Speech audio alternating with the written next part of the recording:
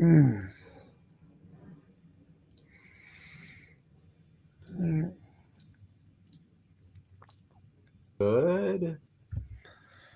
Tom, it's I mean, let me actually I can Oh, do now brown cow. good. Let's see.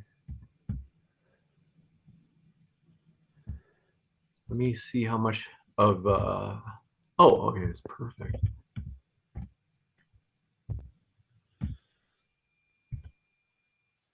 Starting to storm. Hopefully we don't lose power. That actually would drop. Oh, That would be a bummer. So hopefully we're okay. I think we'll be all right. But just in case it happens, like, you know, we'll cross that bridge when if we get there. So all right, I'm gonna go and do that cold open, and then I'm gonna kick it right over to you, Daniel. So I'll say, hey everybody, today we're debating whether or not atheists are consistent skeptics, and we're starting right now with Daniel's opening statement. Thanks so much for being here, Daniel. The floor is all yours, and from there you can pick up the ball and start running. Sound good? yep. Just let me know when to press live. You got it. So yeah, you can go ahead and press live right now. Okay. Switching over to that cold open in 3, 2, 1. Hey everybody, tonight we're debating whether or not atheists are consistent skeptics, and we are starting right now with Daniel's opening statement. Thanks so much for being with us, Daniel. The floor is all yours. Bismillah, alhamdulillah, salatu wassalamu ala rasulillah. Atheists say they do not believe in God because there's no scientific evidence for God. The operating principle here is that in order to be justified in your belief in something, you need to have scientific evidence. But how consistent are atheists in applying this principle? My argument is that atheists are not consistent. They are selective skeptics. Let me share my screen here.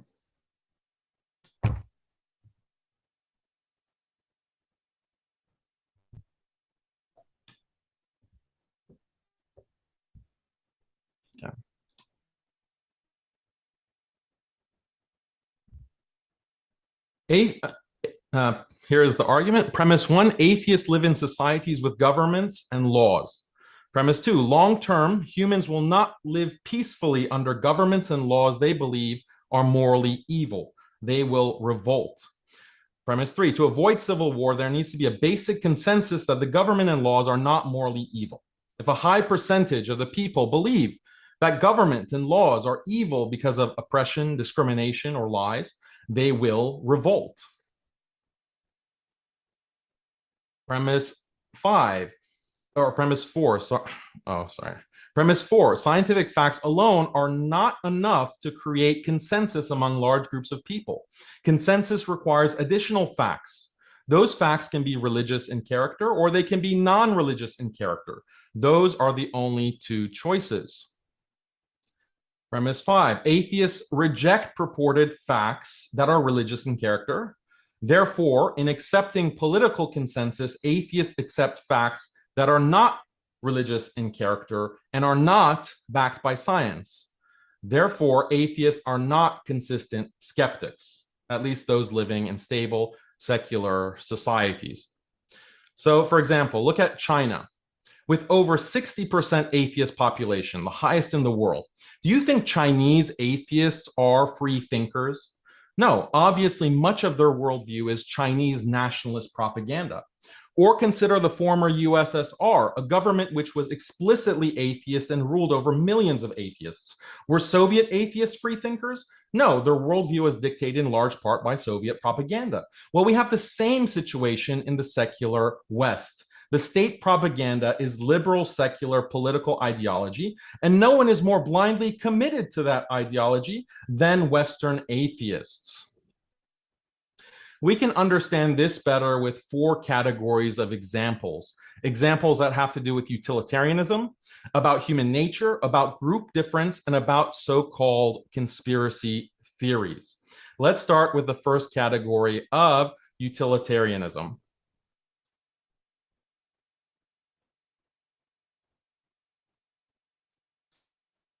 Consider democracy versus dictatorship. Well, Which pardon my interruption. We're not able to see your slides anymore if you still had slides you were showing. Yeah, I took off the screen share. Okay. So you shouldn't see any more slides. You got it. Consider democracy versus dictatorship. Which political model leads to better socioeconomic outcomes? You can bring in a ton of empirical data to weigh pros and cons to justify either position. But ultimately, science alone is not going to definitively decide. You need additional facts that go beyond science to justify one position, and that's where political ideology comes in. Of course, we find that atheists in the West overwhelmingly support the idea of liberal democracy. Atheists in China or the USSR beg to differ. Another example, atheists believe that giving people more and more freedoms is good for society and increases happiness and prosperity.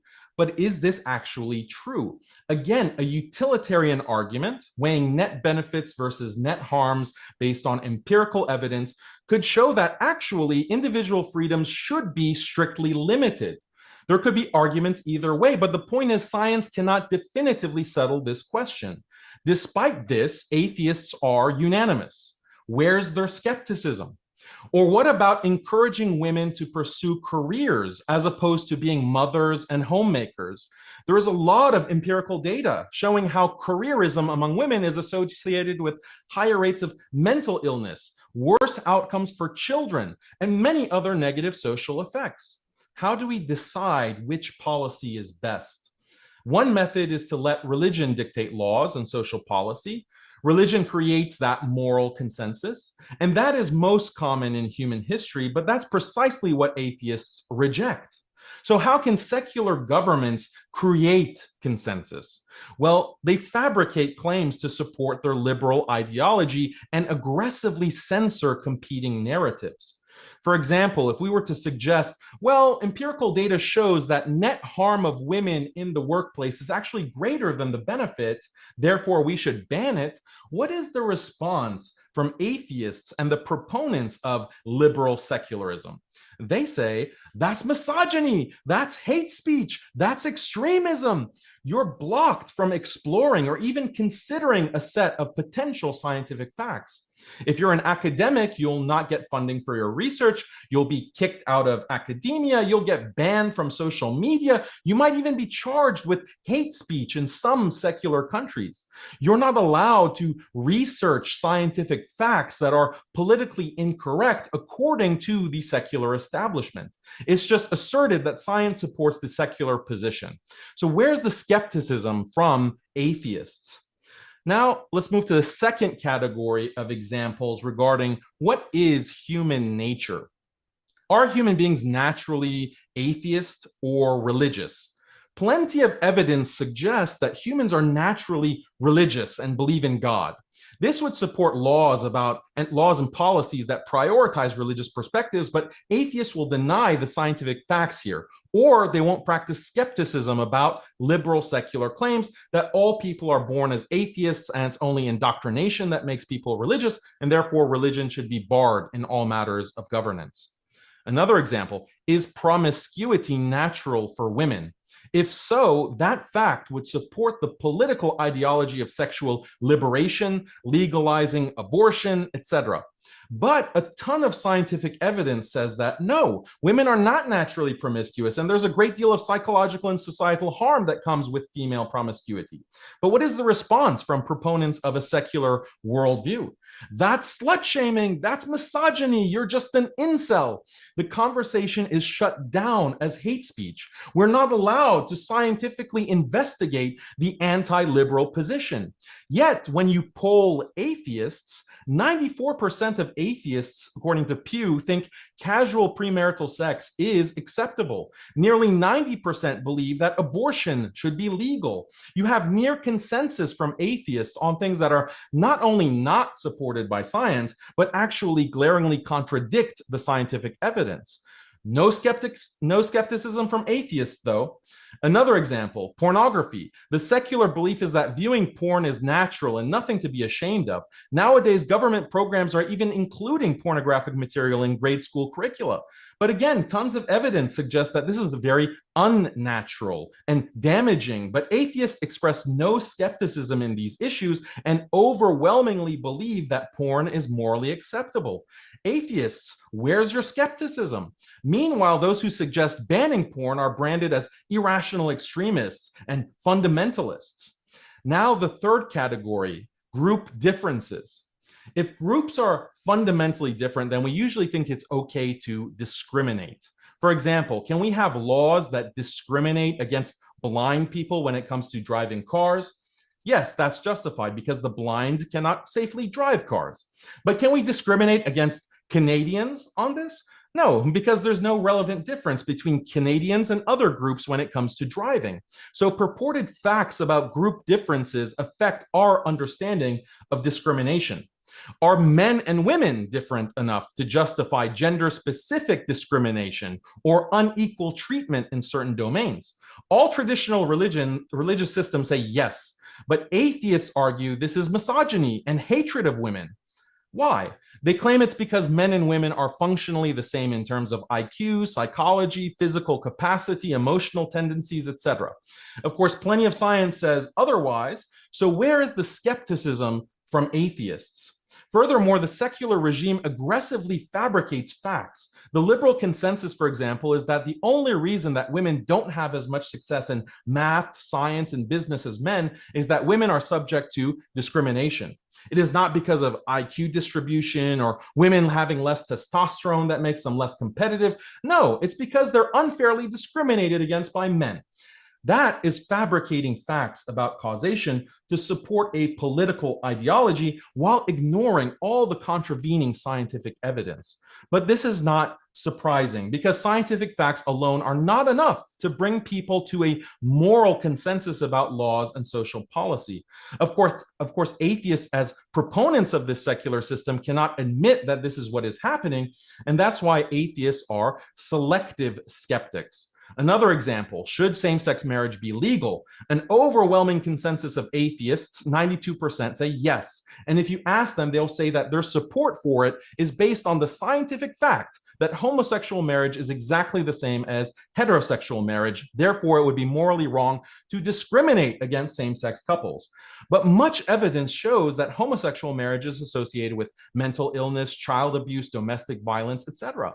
But follow that line of reasoning, and atheists scream, that's homophobic, that's hate speech, that's extremism, and you will be banned from social media, academia, and the political domain as a whole. Where is your skepticism on this issue, atheists? The fourth category, conspiracy theorists. Atheists have no problem believing that the governments around the world routinely commit election fraud, conduct false flags, falsely revise history in order to support their political regimes, manipulate public health crises to expand control, do political assassinations. But if you accuse the US or Western liberal governments of doing these things, you get blasted as a conspiracy theorist or even a disinformation agent who needs to be silenced. Basically, any conspiracy theory about non-liberal regimes, no problem. But conspiracies about liberal regimes like the US, we can't have that because that undermines any consensus about the goodness of the liberal world order. Where is your skepticism on these issues, atheists? Can I just finish the last paragraph? We'll do the same for TJump in terms of giving an extra 20 seconds. Go for it. So these are 4 areas where atheists don't practice the same skepticism they have for religion. It's not just that atheists have different values and that's what's causing the difference. It's that atheists rely on false facts that support their liberal secularism and shut down everything that contravenes it. This is selective skepticism. Thank you very much for that opening statement, Daniel. And I want to let you know, folks, if it's your first time here at Modern Day Debate, we are a neutral channel hosting debates on science, religion, and politics, welcoming people from every walk of life. We hope you feel welcome. And don't forget to hit that subscribe button as we have many more juicy debates coming up. For example, next week, apostate prophet and Muslim apologists debate whether or not Islam is harmful. You don't want to miss that one. subscribe button. And with that, we're going to kick it over to TJump for his statement as well. Thanks very much, Tom. The floor is all yours. Yeah, thanks for inviting me on. As always, appreciate being here. I have no idea how pretty much anything he said has to do with the topic. Like I'm not the other atheists. If your argument is that some atheists are inconsistent, like duh, atheists are people too. Hashtag people too. But in the context of a God, they're not adding any extra skepticism. So, for example, I wrote an epistemology, a theory of knowledge. To summarize, its conceptual claims require conceptual evidence, empirical claims require empirical evidence, and metaphysical claims require metaphysical evidence. I apply all claims to that exact same standard, including all the things you listed. Like women, on average, have a bell curve lower IQ than men. We know this. Same with physical strength. That's why they don't do as well in like chess. They don't win as many Nobel prizes. Like, it's a fact. Yes, we know this. It's not debated. It's a fact. So I don't know what you're even talking about when you're saying we don't acknowledge these facts. We do.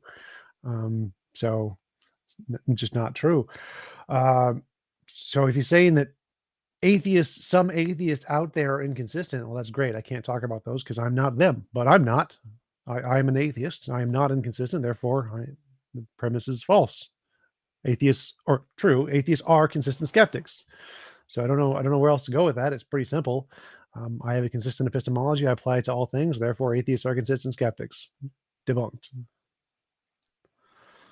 You got it. We'll jump into the 5-minute rebuttal. So each side will get 5 minutes in return for the opening statements. With that, we also want to say, folks, if you have not yet already, consider sharing this debate with somebody else who enjoys these topics, as we really do want to spread a neutral platform, modern day debate, on YouTube as well as via podcast. But with that, Daniel, thank you very much. The floor is all yours for your 5-minute rebuttal. Yeah, so the topic is, are atheists consistent skeptics? So it's referring to atheists as a group, not just is TJump a consistent skeptic. That wasn't the topic of the debate. We're talking about atheists. And the whole point of my argument, and I can bring it on the screen again if you want to like point to a specific problem that you have with the argument, is that the skepticism that atheists are using against religion is not consistent with, or is not consistently used against these other areas within politics, within society, within perspectives of history, within morality and values and policy. This is the whole point of being consistent as a skeptic.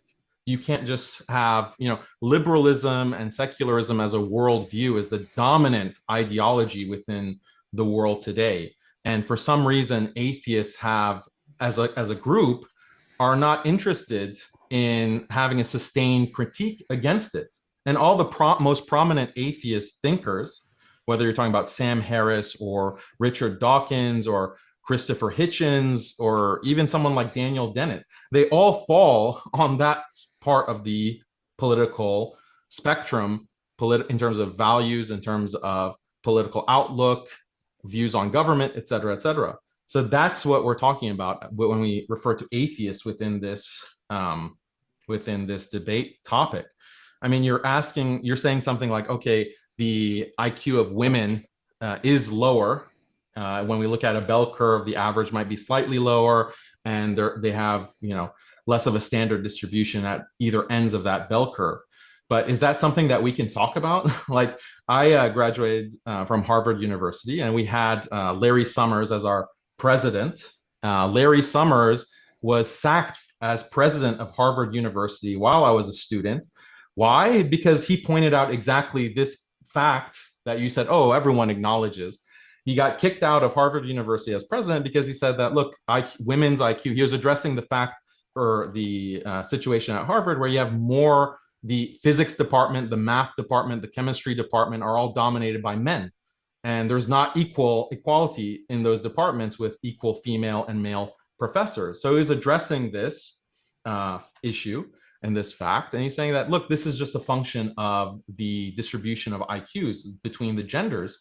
And he was fired from that position. And who's leading that kind of witch hunt against him? It's people who have a secular value system and view religion as toxic and are critics of religion, including many atheists.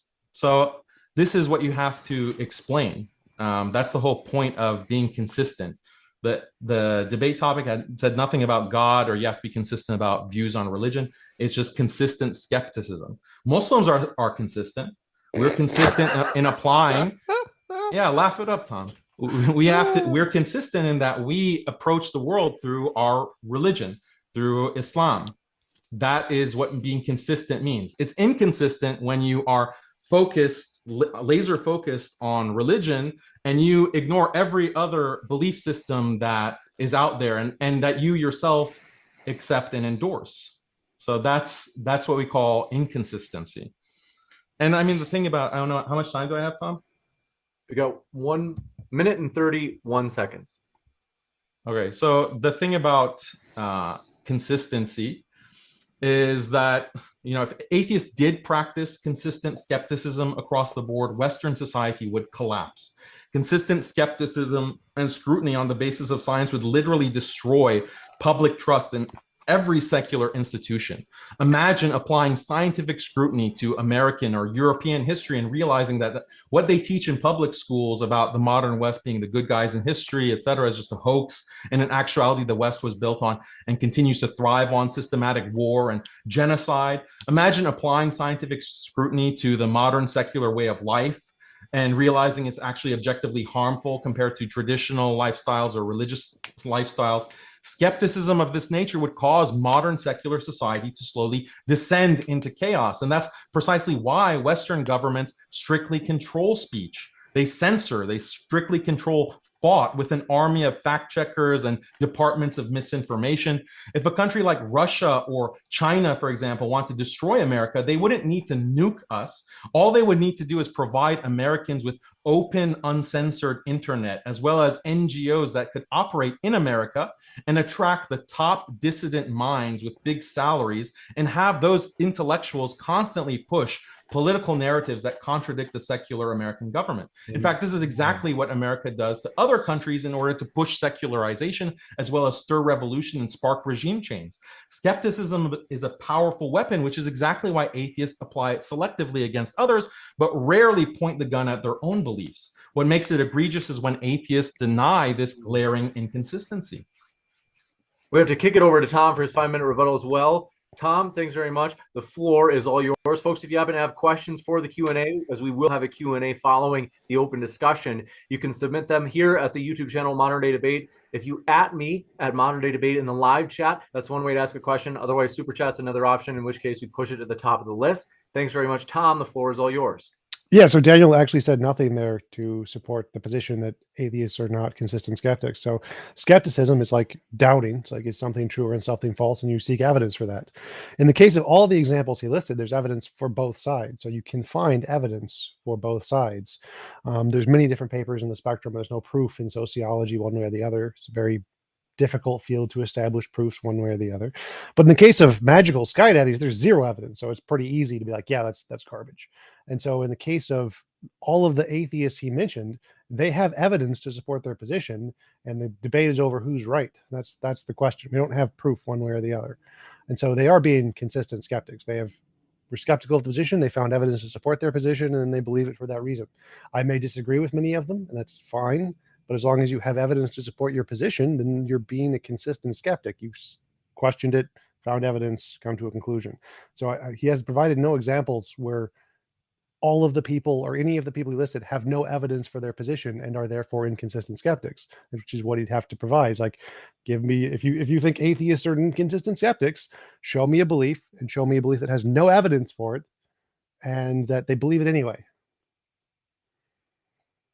You got it. We'll jump into open discussion. I want to remind you, gentlemen, would like to keep the interruptions to a minimum. So if you take maybe 60 to 90 seconds in your responses, that's ideal. If there is too much interrupting, we'll break it into 2-minute responses where I'll segment the time. In other words, have 2-minute speeches from each of you back and forth during the open discussion if we can't have a civil discourse. But with that, thank you very much. The floor is all yours. Yeah, so I did provide a lot of examples. You're saying that, well, atheists will support whatever has evidence behind it. And I think that's true. You see atheists in philosophy departments, they will not agree on a lot of facts. In fact, there's no consensus on very basic issues like what is justice, what is goodness, is free will a reality, or is there a determinist reality? All of these philosophical questions have been debated hotly by philosophers, and each philosopher has his own rationale for supporting his position. But when it comes to the political domain, you don't see the same. No, you don't. I cited Pew Research. I cited Pew Research, where 90% of atheists believe that premarital sex is perfectly morally acceptable. Yep. Pornography is morally acceptable. Yes.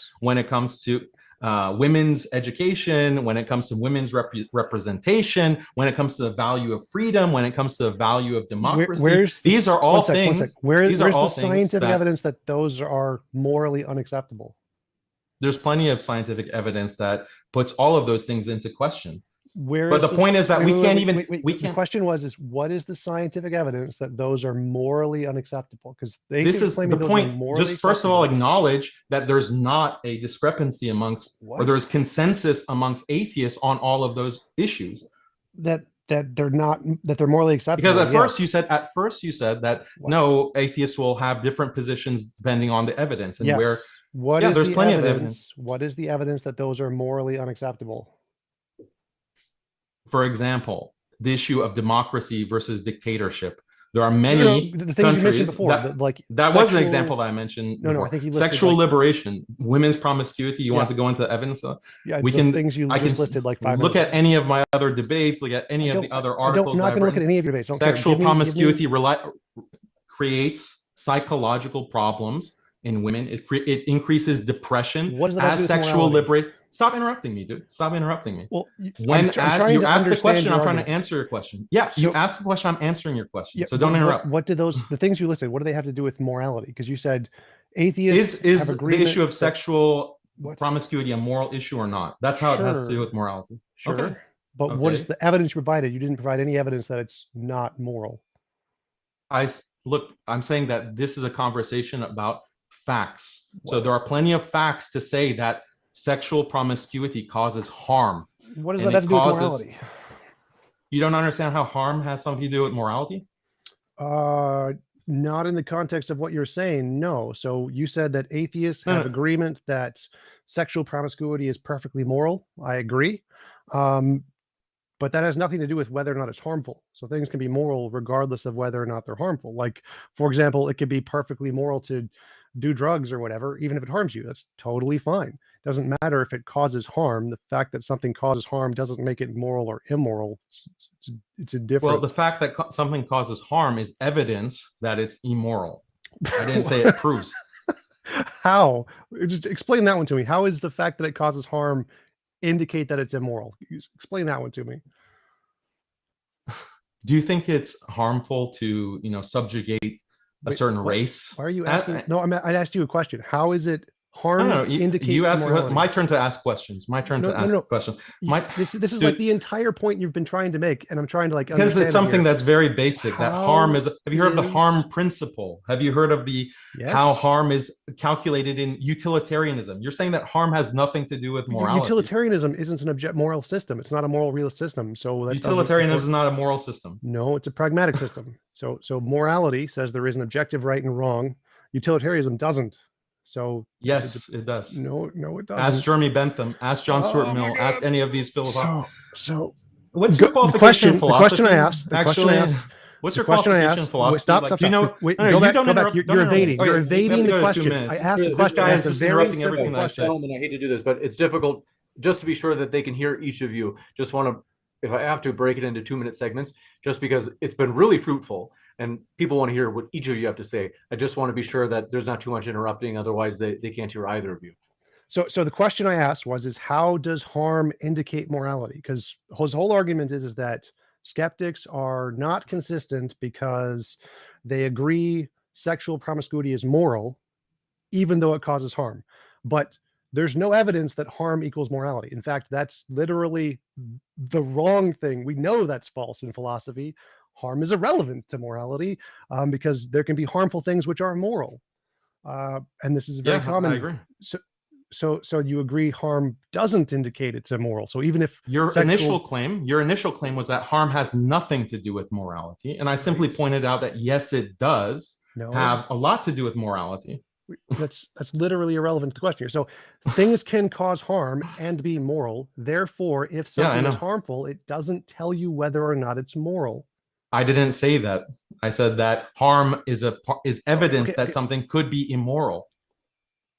No, that's literally, you just contradicted yourself. I just explained that harm doesn't tell you if something is or isn't moral, and you're like, yes, I agree, but no, it does. It gives evidence. Like, no, those are opposite things. Those are mutually exclusive. You know that something. No. You can have evidence that something is wrong, and there'll be other evidence that contravenes that. That's great. Overall, that's exactly how utilitarianism works. By the way, that's absolutely not how it works. Squinting your eyes. You don't know what you're talking about. I clearly do. You said that utilitarianism isn't a moral theory. Yeah, like that's a pragmatist theorem. And harm has nothing to do with moral. Do you know the difference between moral? Is pragmatism a moral theory? Do you know the difference between pragmatism and moral realism? You don't think that utilitarianism is a moral theory? Can you stop deflating? Look, this is about irrelevancies? You're trying to distract the topic. No. Don't tell me to stop. Don't tell me to stop. You don't know what you're talking about. You think that utilitarianism is not even a moral theory. This is so embarrassing. I have to mute you. So what I want to do is I'll kick it over to Tom for his question that he had just asked. I can't remember exactly what it was. And then we'll give you a chance to respond, Daniel, maybe 1 or 2 minutes. And then we'll give you a chance to basically ask a question in kind to Tom as well. All right. So I'll break it down to kiddie logic for him because he's so uneducated on philosophy. The argument he made was skeptics are inconsistent because they agree that sexual promiscuity is moral. And then he tried to make this connection that because it causes harm, therefore this previous statement is an inconsistency. Now, if you know anything about moral realism, moral philosophy at all, then you know that just because something causes harm doesn't tell you whether or not it's moral or immoral. So for his argument to hold, then atheists would have to think that because it's harmful, therefore it is by definition immoral, which nobody thinks. It's not a thing anybody thinks. It's not. Daniel even admitted things can cause harm and be moral. So one of these examples would be sexual promiscuity. It can cause harm and still be moral, and which completely contravenes his entire point here. If things can cause harm and be moral, then the fact that it causes harm is irrelevant to whether or not it's moral. And so the fact that atheists think it's moral isn't an inconsistency. Like baby steps on logic here, Daniel. Let's go. Okay, I mean the condescension. Where's your degree in philosophy? Where's your degree? I have multiple degrees in philosophy. Where's your degree? You should in ask philosophy? for your money back. I'm more. Don't interrupt, please. Okay, I didn't interrupt your stupid remarks. Okay, look, I didn't say that harm is conclusive in determining a moral position. I said that its evidence is one of the factors that is part of moral evaluation, and humans biologically take harm into account when they determine what they view to be moral or immoral. Now, you want to say that, oh, there is some kind of scientific consensus that promiscuity is not harmful? Where? Show me that. I literally said the opposite. Don't interrupt. Don't straw man me. I said the opposite. No, you're straw manning me. Don't interrupt. See, this guy is interrupting me now. Seconds, and then we'll come back to you, Tom. Well, no, if he's going to misrepresent what I said, I'm going to stop him. You misrepresented everything that I said. Definitely address it after. He's just got another 60 seconds. The only difference is just 60 seconds. You can address what. No, I'm morally obligated to stop him if he literally says the opposite of something I said. No, you're not. Just the same way have some respect. The same way that Daniel gave you the time to respond. We just got to give him another 60 seconds. I'm going to be clear on this. If he says Tom said and then something I didn't say, I'm going to say I didn't say that. What is the difference between 60 seconds? You can correct him. You'll have 2 minutes to correct him. We just got to give him another 60 seconds. I'm telling you, I'm going to do this. It's non-negotiable. I mean, you can't let someone talk because you can't follow a thread of thought. That's the problem with you. It's not unreasonable to ask to give him the same amount of time that you just had, Tom. No, if he directly lies, if he lies about something, you can't even understand like basic argumentative form. You can always like you have to interrupt everything that I say. I can't hear what James is saying, Chop. I'm trying to be as fair as possible here.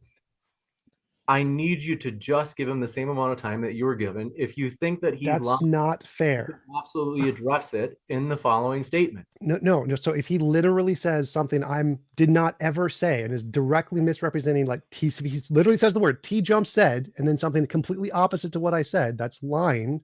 And so the fair thing to do is say, no, that's not what I said. You can do that after his 60 seconds No. remaining is done. It's how debate has been done, like, for decades, where people would have time statements. It's how they typically do them still. It is not unreasonable. You'll have as much time as you need to rebut him, but I got to give him the same amount of time that you just had. That's fine, but I'm still gonna, if he directly lies about something I said, I'm gonna stop him and say, no, I didn't say that. Because at no point in anything I said did I say sexual promiscuity isn't harmful. My guess is that there are points where he also thinks that you're making up things about what he said, but he doesn't jump in. He gives you the full 2 minutes. So we got to kind of do it. If I misrep when he said, I want him to stop me and correct me so I can get his argument correctly. Dude, didn't you request this debate? Like, didn't you request this debate? Sure. Why don't you show respect to someone who agreed to debate you? I am, by correcting your mistakes. No, so that you can show respect by shutting your mouth when someone else is talking. No, according to the moderator. If the moderator is telling you to shut up. He has to explain to you a debate format. No, if you make an ignorant mistake, the honest thing to do is to correct. Weeds on this, because people want to hear more about your guys' ideas on this topic. So I hate to redirect us, but just to do that, let's give 60 seconds to Daniel, and then we'll come back to you, Tom, for your 2-minute rebuttal. Okay, so the point that I was making is that there is the argument that TJump is making is that, well, on these political issues like sexual promiscuity is morally okay. The reason that there's moral consensus on that amongst atheists is because it has to be backed by some kind of scientific evidence. I never said. And so then why do atheists have a moral consensus on sexual promiscuity? The moral views aren't based on scientific evidence. There isn't scientific evidence of moral views. Then why is there consensus? There's philosophical arguments. So there's not scientific arguments for morality. There are philosophical arguments for morality. What is the philosophical argument that proves that sexual promiscuity is moral? There's nothing that proves it. I just admitted that. That'll be science. So why is there a consensus? That's the question. Because we agree that our intuitions map onto the philosophical arguments that indicate that position, but that's irrelevant to the argument you made. So the argument you made was skeptics are inconsistent because they think sexual promiscuity is immoral or is moral. And like, well, no, I agree. We think that is moral, but that isn't contradicting any kind of evidence against the argument that it's moral. Like, there's no evidence that it's not moral. It's not the case. No, there could be. Like, imagine like sexual promiscuity is discovered in 100 years that it actually destroys the brain, and well, again, you think that would immoral. So again, let me finish the thought experiment, please. Well, you had a good example. You had a good example. No, you don't let me finish the example. Let me finish the example. Let me finish the example. I want to make it better. So your argument is that if we discovered in the future that there's objective morality and it is objectively immoral to do sexual promiscuity. That's not what I said. I said it's discovered that it causes some kind of debilitating brain disease, or it has some kind of major issue. Like, for example, you have, or even like there's some disease that's being transmitted sexually. And for that reason, the government has to ban sexual promiscuity. You have to remain celibate, completely celibate. And they base that policy on the fact that there's this disease that's killing people right and left. That's a scientific fact that sexual promiscuity transmits this disease, which is killing people, and contraceptives don't work against it. So that scientific fact is morally relevant to the governmental policy to ban sexual promiscuity. This is how harm and how a kind of disease or a societal problem relates to a moral determination. No. So again, nothing you said there has anything to do with morality. You're talking about pragmatism and what laws we should implement. Laws aren't moral because they save lives. There are many laws that can save lives that are immoral laws. The fact that it does good things doesn't make it moral. So if you were competent in philosophy, the argument you would make is, if we discovered objective morality and could morally prove that it's immoral to have sexual promiscuity, and then atheists still continue to think that sexual promiscuity was good, then they would be inconsistent. And I would agree. But simply saying that moral promiscuity has physical consequences will never lead to therefore it's immoral. And so none of your arguments could ever indicate everyone that, has to be like a moral objectivist and subscribe to a very specific philosophy. What does this have to do with anything I said? You are talking about moral objectivism. So explain to me why that's necessary to have a philosophical position before you can take a position on sexual promiscuity. To make atheists inconsistent, then they would have to be proven wrong. So if atheists think that sexual promiscuity is moral, for them to be inconsistent, it has to be proven wrong. They have to be objectively wrong. If they're not objectively wrong, then they can't be inconsistent with that belief. Therefore, like if objective morality was the case, moral realism, and we proved that they were wrong and they still chose to believe it, then they would be inconsistent. So for them to be inconsistent, there has to be objective morality and they have to be wrong. No, like the evidence that I'm bringing forth for you to consider is that you have to, if you have a consensus amongst atheists, what is grounding that consensus? Like legalizing abortion. Why is there consensus amongst atheists? 92% agree with legalizing abortion in all cases. Because of why is there consensus on that? Yeah. Well, let me finish explaining. If there's a consensus on that, there's a consensus amongst Muslims, for example, based on religion and certain factual claims about how the spirit is blown into the fetus at a certain time after conception. So Muslims have consensus based on religious facts. That explains the consensus. What explains the atheist consensus on legalizing abortion? What kind of scientific facts? There's none. It's moral intuition, moral progress, and philosophical. There's no scientific fact. Moral intuition disagrees with. It's not like a universal moral intuition. It's right. That doesn't matter. So what's the consensus based on? So what's the consensus based on? If it's not on science, so you're acknowledging that it's not science. Right. It's morality. Okay, so it's morality isn't based on science. There's consensus amongst atheists on morality. Yes. But I'm totally lost on your argument here. So there are some things that are non-scientific. Like atheists have a consensus Harry Potter is the greatest book ever written. Like that's awesome. But that's not based on science, and they not literally every belief. That's a joke because there's no atheists there's no polls that show that. But there are polls that show that atheists.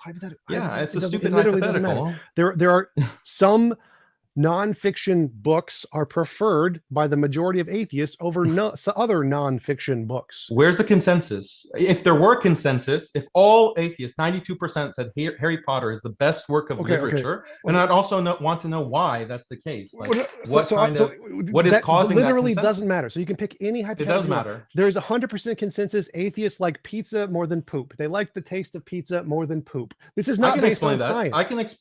Yes, it is. It's based on the fact that humans do have a natural aversion. Human beings have a natural aversion to feces. That explains the consensus. It's not an objective fact. It's an opinion based on a feeling, which is nice.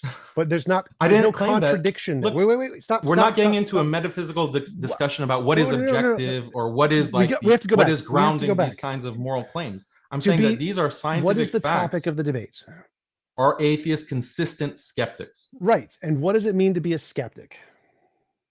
It means in the way that I defined it at the beginning of my opening statement, is using science as a grounding for your claims. So if you want to believe in something, there has to be scientific evidence for it. This is why atheists reject belief in God, because there's no scientific evidence. Go back. So you think a skeptic is basing all of your beliefs on science? You realize skepticism predates science, right? I didn't use skepticism in the philosophical sense. I defined it at the beginning of my introductory statement. The skepticism that the majority of atheists have with regards to belief in God and the existence of God is that there is no scientific evidence for God.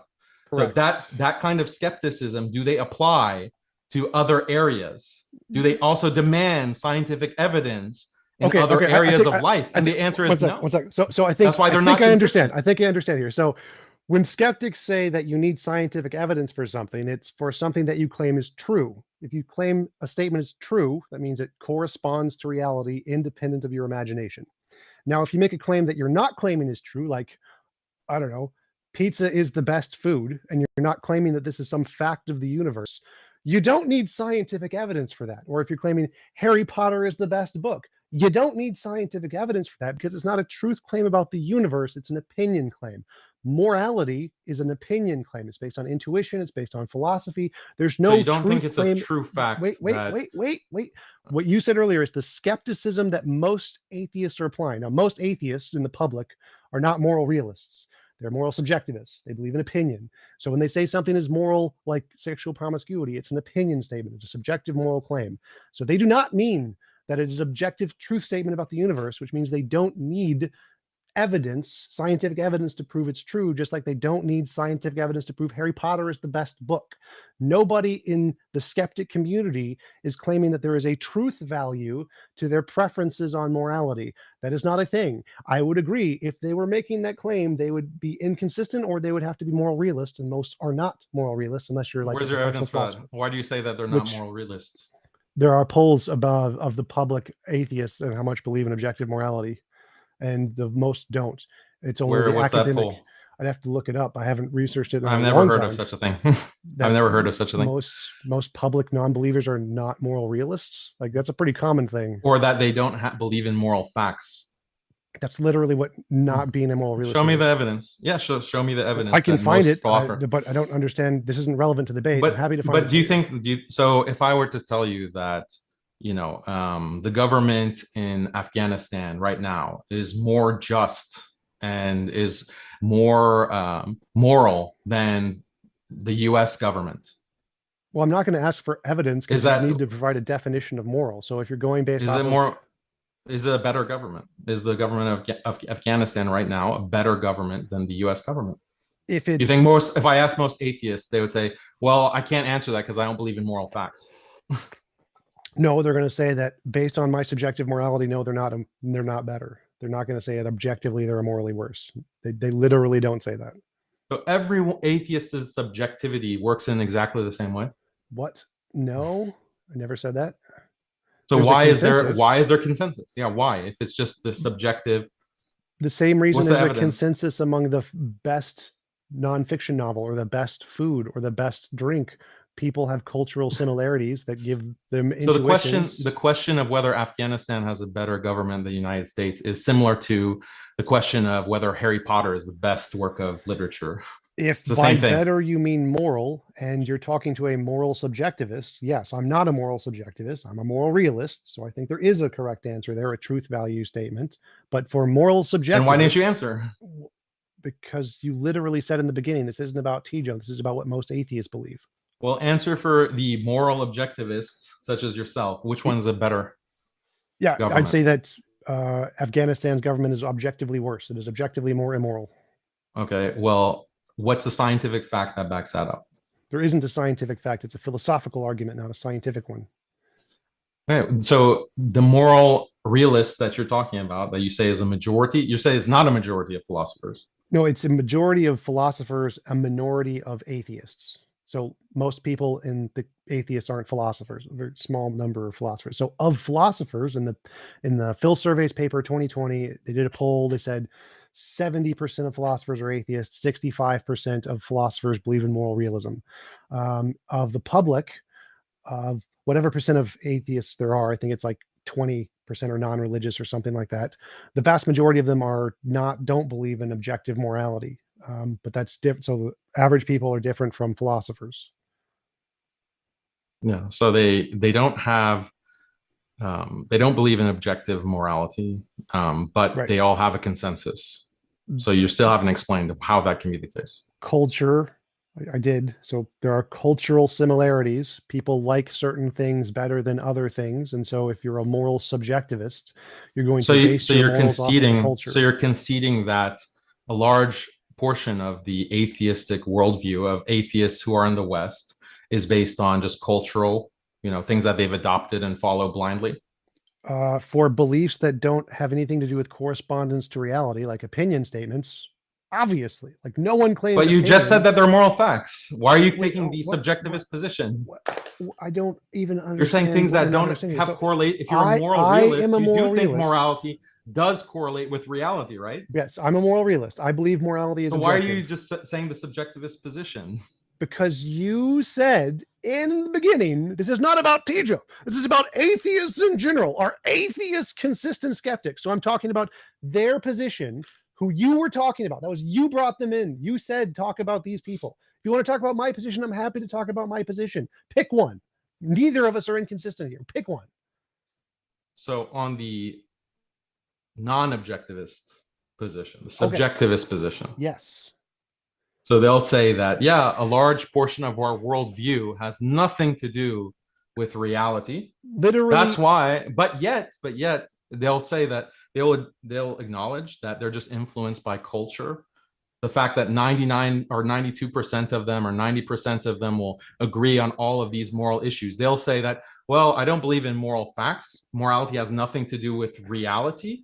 I'm just influenced by culture. I'm just blindly following the political dogma of the secular West. They'll acknowledge that? Yes, 90% of them also Wow. speak English. Do you know why? It's not because of some scientific facts. So speaking English is not the same as having a position on pornography or a moral position on Yes, it is. What's the best type of governance, or whether women and men have the same intellectual capacities. Your question those are moral questions. Your question was why is there a consensus among this group of people for why they agree on this topic? I mean, that's a huge. You're saying, so let me just summarize. You're saying that most atheists are subjectivists. Yes. And you're saying that when you're a subjectivist, then if you see a consensus amongst all of these atheists who are subjectivists, it's because it's like, speaking English. That's just what they picked up from the culture, and they didn't question it. That's their worldview. I mean, that's great. You're basically conceding the whole debate. No. So again, there are things that are not claims about reality. If you're a moral subjectivist, you think morality does not correspond to reality. So I got that. So skepticism is being skeptical of claims of things that do correspond to reality. So if you claim something, that's not how I define skepticism. Well, you defined it dumb. Like no skeptic defines it that way. There is no skeptics on the world the way you define it. Zero people believe what you believe. There are no skeptics. You're basically conceding. You're basically, what's wrong with the way that I just described it? So you have all of these subjectivists, all of these. Okay, let me repeat this. You have all of these atheists who are subjectivists. The majority of atheists are subjectivists. Sure, yes.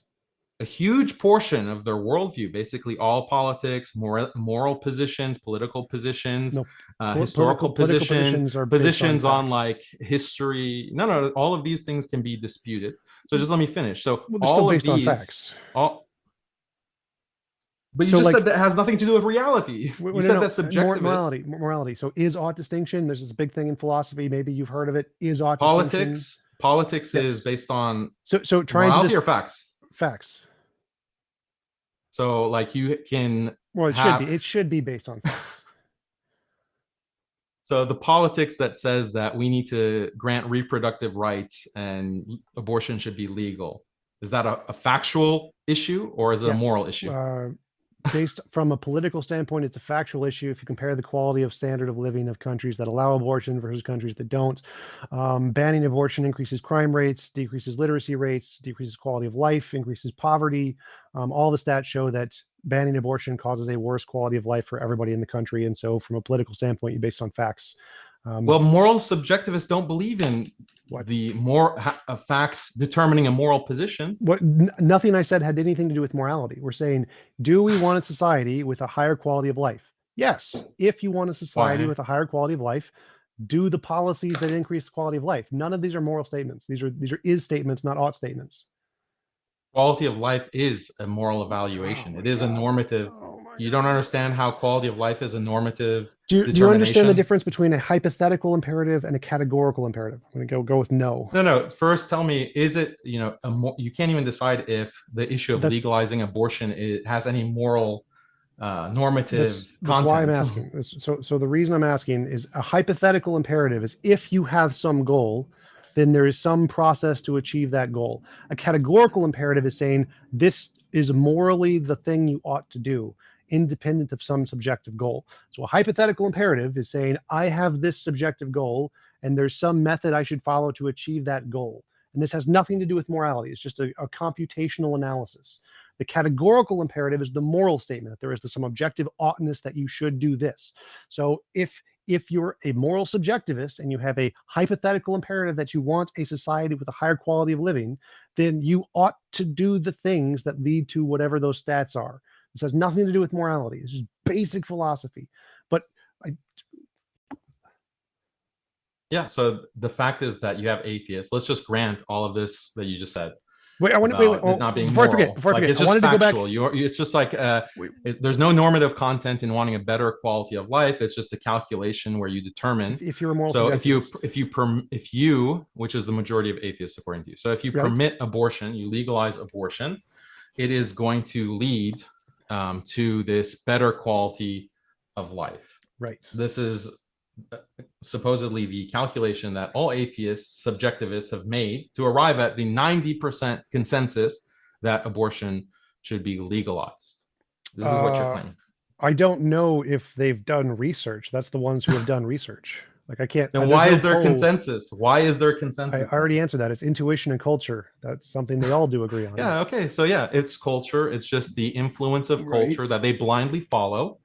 And you can call that being skeptical. No, that has nothing to do with blindly following culture is not that has nothing to do with according to my skepticism. definition. So remember, the way skeptics define skepticism is they are skeptical of claims that refer to reality independent of your imagination. They're not skeptical of literally any random claim. That's not how skepticism works. Skepticism is about skepticism of claims that refer to truth values of reality. So if you claim, I like pizza, I don't need to be skeptical of that because that isn't a claim about a correspondence to reality. That's a claim about your opinion. Skeptics don't need to be skeptical. You just said that there is a fact of the matter about abortion. Permitting it leads to a better quality of life. Did you not? Yes. So there's a fact of the matter about that. Yes. Then why do you keep whenever I get you on being objective and there are facts about these political issues, you revert back to subjectivism and talk about liking pizza and Harry Potter. And then when I move to subjectivism, no, you're making two different then points you here. Start talking about, it's an empirical fact that abortion will lead to a better quality of life, and there's no normative content involved in that. Right. So based on the hypothetical imperative of wanting a better quality of life, if you legalize abortion, then it will lead to a better quality of life. This has nothing to do with morality. This is just basic facts, and that's all based on statistics. All of the atheists who have studied it came to this conclusion based off of those things. I don't know how many have studied it. A lot of them come to it based off of what their parents taught them, what their culture teaches them, what their friends do it. Like any culture, that's how you learn things. It's completely irrelevant to the topic, though. So when you say skeptics, you said your definition was something like requiring scientific information to believe some fact or something, right? Yeah, backing your beliefs about the world with science. Okay, I can actually agree with evidence. So if it's not a belief about the world, do you need skepticism? But the question of is legalizing abortion, that is a question about the world or quality of life. Quality of life is the question. One step at a time. One step at a time. If it's not a belief about a truth statement about the world, so it's not a claim about a fact about the world, do you need to be skeptical of it? If you believe it. If you believe it. What? Okay. So if it's not, for example, if 90% of atheists believe that pizza is the best food, we would want to have reasoning for that, or we want to know what that consensus is based on, because there's different ways to. They like it. There are different explanations for consensus. Yeah, they like it when you actually look at food what are you being skeptical? It would be shocking. Like it would be shocking if 90% of atheists all like the certain food. We would want to know what is the basis of that preference, right? Okay. So and there's different ways to create. No, you wait. There's different ways to create consensus. I don't understand what you're saying. Culture, clearly. So there's different ways to generate consensus. So if I'm skeptical of the claim God exists, what does that mean? It means that you claim that there's no scientific evidence to justify the belief in God. No, like more generally, it means I don't believe the claim, or I think it may not be true, right? Yeah, if you're skeptical, okay, you don't believe it, or you think that there's not a reason to justify, or you're investigating if there's a reason to justify belief in God. Sure. So if someone says pizza is my favorite food, and you're going to be skeptical of that claim, what are you being skeptical of? Like, how do you? But moral claims are not like aesthetic judgments for your literally favorite food or your favorite literature. You're constantly conflating these issues. Speaking, no, you won't. Do you know the distinction between an aesthetic or personal preference and a moral judgment? Do you know the difference between those two things? What is moral subjectivism? What is the definition of moral subjectivism? Okay, look, you either decide moral subjectivism and we can argue that, or we can talk about moral objectivism. When you talk about politics, look, when you're talking about politics, and you said that no, there's a fact of the matter that legalizing abortion improves quality of life. Stop interrupting. Stop. James, come on. I want you to interrupting what I'm saying. Wait. I do the claim. We do want to go into 2-minute segments just to be sure that there isn't. Yeah. No. I want to stay on the let topic. it go pretty wild, and it's been acceptable to where it hasn't been too much. But I prefer 2 minutes. Yeah, it is drifting back into that area of where it is a lot. No, it's definitely not. So he's making the claim. 2 minutes, please, James. Like he just interrupts my time.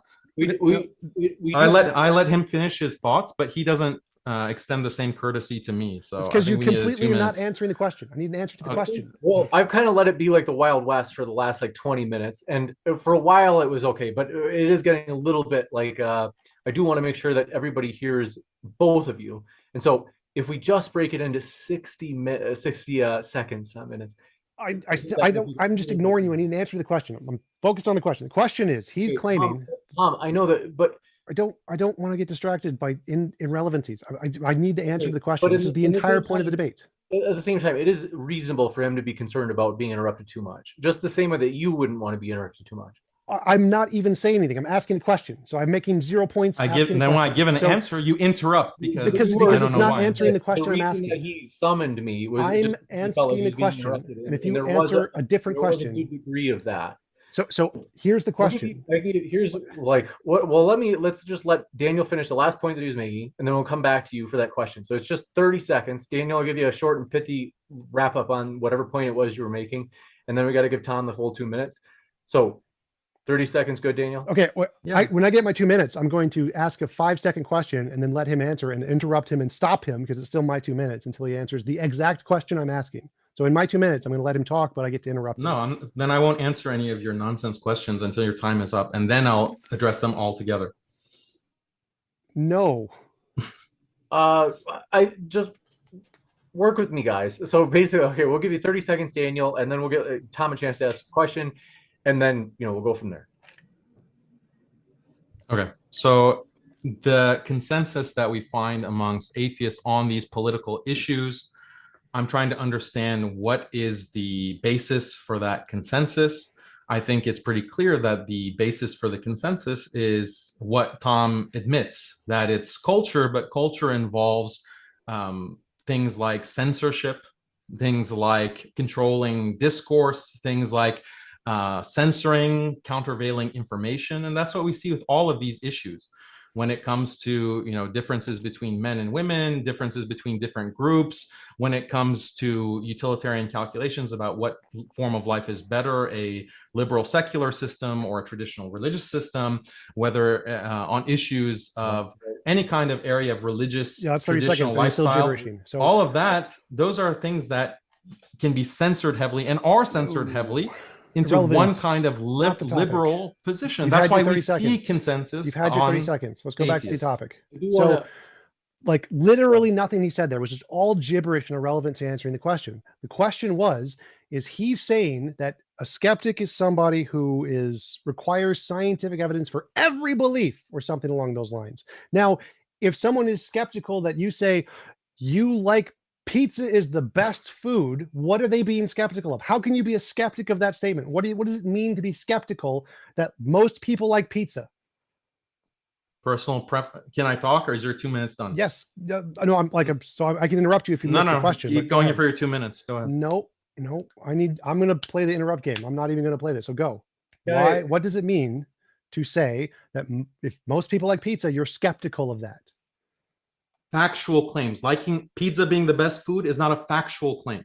Yes, thank you. That's exactly what I wanted to hear. So claims that are not factual claims, you don't need to be skeptical of. So for a moral subjectivist who thinks morality isn't a factual claim, it is perfectly consistent for them to not be skeptical of that, right? It's a question. No, because there are moral facts. Well, I mean, I agree with you. I agree that they're wrong, but they're not being inconsistent. So inconsistency is like a logical contradiction, P and not P. I believe God exists and I believe God does not exist. That's an inconsistency. A moral subjectivist believes moral facts are equivalent to aesthetics. So if they believe that it's the exact same as an opinion, are they being inconsistent if the reason they believe it is just cultural? Finish your 2 minutes. Okay, I'm finished. Go. All right, so your explanation doesn't make sense because atheists, you don't have a consensus on aesthetic claims. You don't have a consensus amongst atheists that Picasso is the best 20th century painter. There's no consensus on those kinds of aesthetic claims. But this is the thing that you are not able to explain. What does consensus have to do with consistency? No, I'm just trying to understand why you have this kind of consensus amongst atheists. And I'm implying that the reason is that there is a lot of blind following of the dominant political ideology. In the same way that 60% of atheists or 60% of the Chinese population is atheist. Those atheists are fully on board with Chinese nationalism. Is that because these atheists are free thinkers, or is it because they are under political domination, or they're being indoctrinated into a political philosophy? So the worldview. No, it's my 2 minutes. Don't interrupt. No, because you're not answering the question. Like James, I ended mine early because I wanted to answer to this one. That's your choice. You end your stuff early, because I need an answer to this question. I do think that maybe we break it into 60 seconds, just because if 2 minutes is too long. I need 10 seconds. I need 10 seconds. Is an atheist who believes morality is equivalent to aesthetics being inconsistent if they have a consensus on their opinion and culture? All right, we got to give him a full at least 60 seconds. I took 5 seconds. He gets 5 seconds. Yes or no? I can't force him to do a yes or no, but I got to give him 60 seconds at least. That's even if you don't. If there was a atheist who was truly a subjectivist and believed that there are no moral facts except in this tiny narrow domain, I would say yes, there would be no point in asking about what's your evidence for, or are you skeptical about pizza being the greatest food or democracy being the best system, if that were the case. But the way that atheists poll and the way that atheists express their opinions on forums online and elsewhere shows that they are not treating questions of morality as if it were subjective and equivalent to aesthetics. Why? What's the evidence of that? It's because they have overwhelming agreement on these issues, whereas with other aesthetic issues, with other aesthetic problems or aesthetic issues, like is Picasso the greatest artist, is Harry Potter the best work of literature, there is no consensus amongst atheists. I'm still lost on how you're making this connection between consensus and aesthetics. Like whether or not something has a consensus is completely irrelevant to its epistemic treatment as whether or not it's a truth claim of reality. So like if there's one piece of art that literally every human being liked, and another piece of art that literally every human being hated, that wouldn't make it not aesthetics because there's a consensus. You saying that there's a consensus, we would wonder why. I don't care. Why is there consensus? Why would there? Yeah, it does matter. Why is there consensus? The question is consistency. Is someone being consistent if they say they like it because of they like it, essentially? No, that's perfectly consistent. It doesn't matter if everybody says that, it's still consistent. Whether or not the number of people who say they like something because of it's aesthetically pleasing doesn't make it not aesthetics. And so the fact that there's agreement in morality doesn't make it not a subjective statement from a subjectivist perspective. Literally what you're saying is just basic misunderstanding of the terms of philosophy. Like it doesn't matter how much agreement there is among an aesthetic claim. It doesn't make it not an aesthetic claim.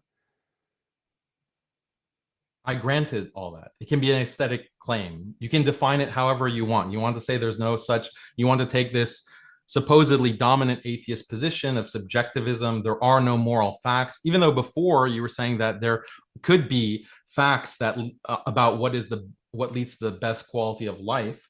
Okay, so That's even not if we moral restrict, claim. so fine, let's take it as aesthetics, as all aesthetics. You still have to explain why is there this consensus, and you admitted that it's because of culture. It's about these other Yes. factors that are influencing. Sure. So most people would see that as not being consistently skeptical. How is that not being consistent? Again, so if a person thinks morality equals aesthetics, and so they just believe what the culture does or whatever, how is that person being inconsistent?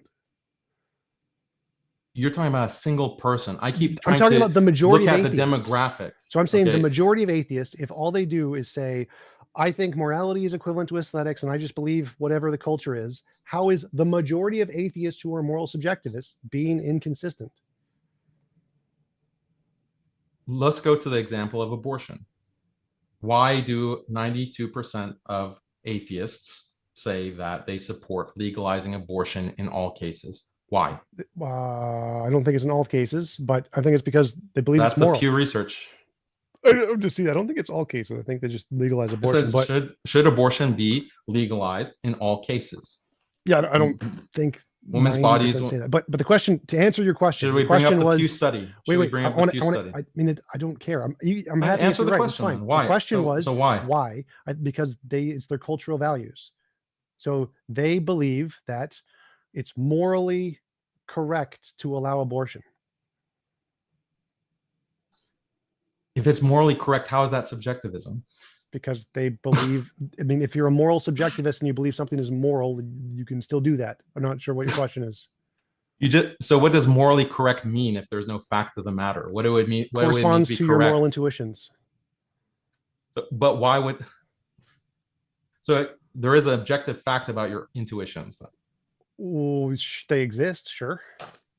So when you say intuitions, do you mean that things that every human being has? No, I mean the individual. So an individual has individual moral intuitions, and if they're a moral subjectivist, that means what morality is whatever corresponds to their moral intuitions.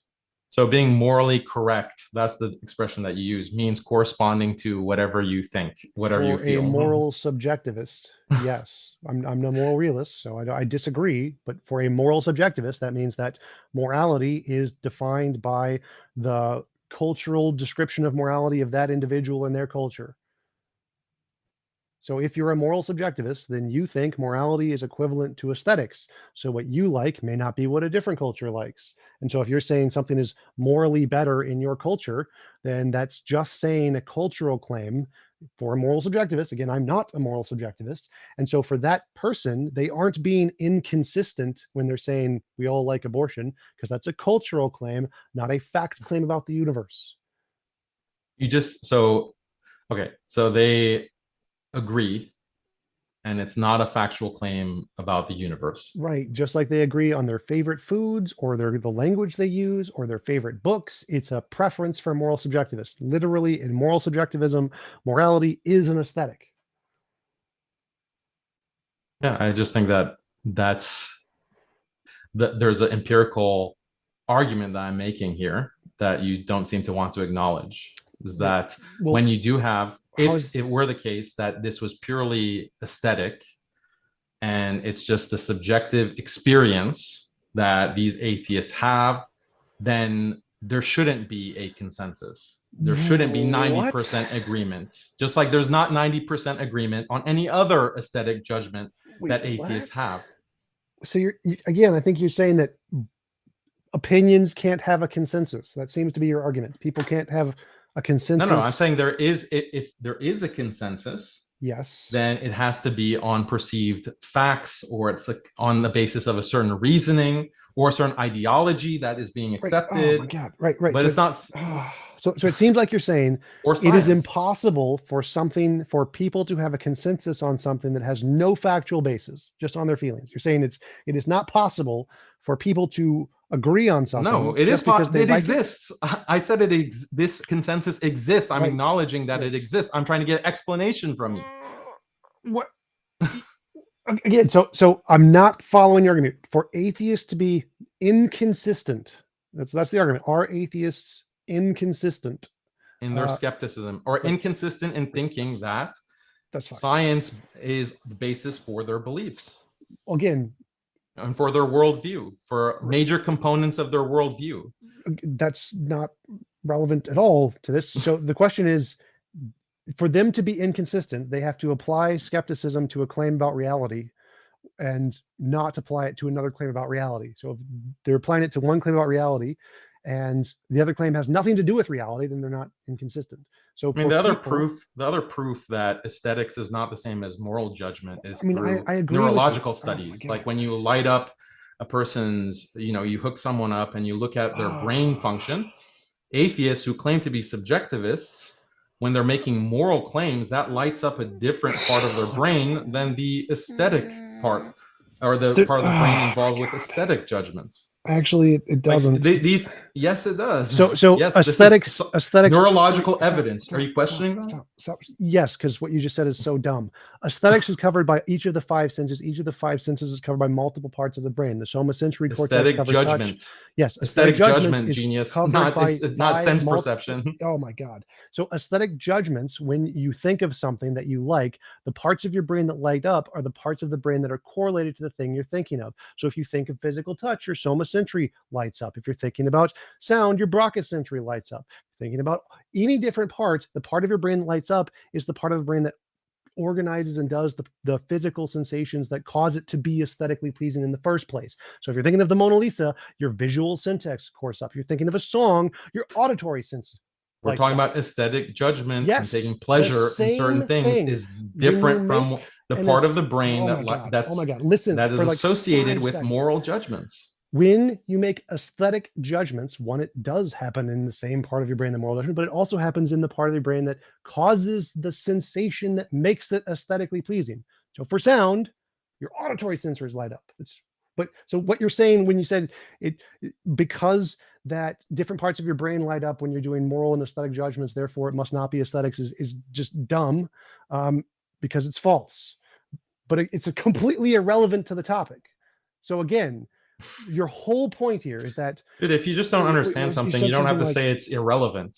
It's literally, how would the fact that different brains you're denying the fact that aesthetic judgment is a different part of the brain associated with a different part of the brain than moral judgment. Stop. How would different brain areas lighten up be relevant to whether or not atheists are consistent skeptics? Go ahead, explain it to me. Say that again. How would different areas of the brain lighting up when you think about different things prove that atheists are not consistent skeptics? How is it relevant to the topic, kiddo? Can I answer? Yes, please. By all means. So for example, utilitarian calculations are associated with the prefrontal cortex.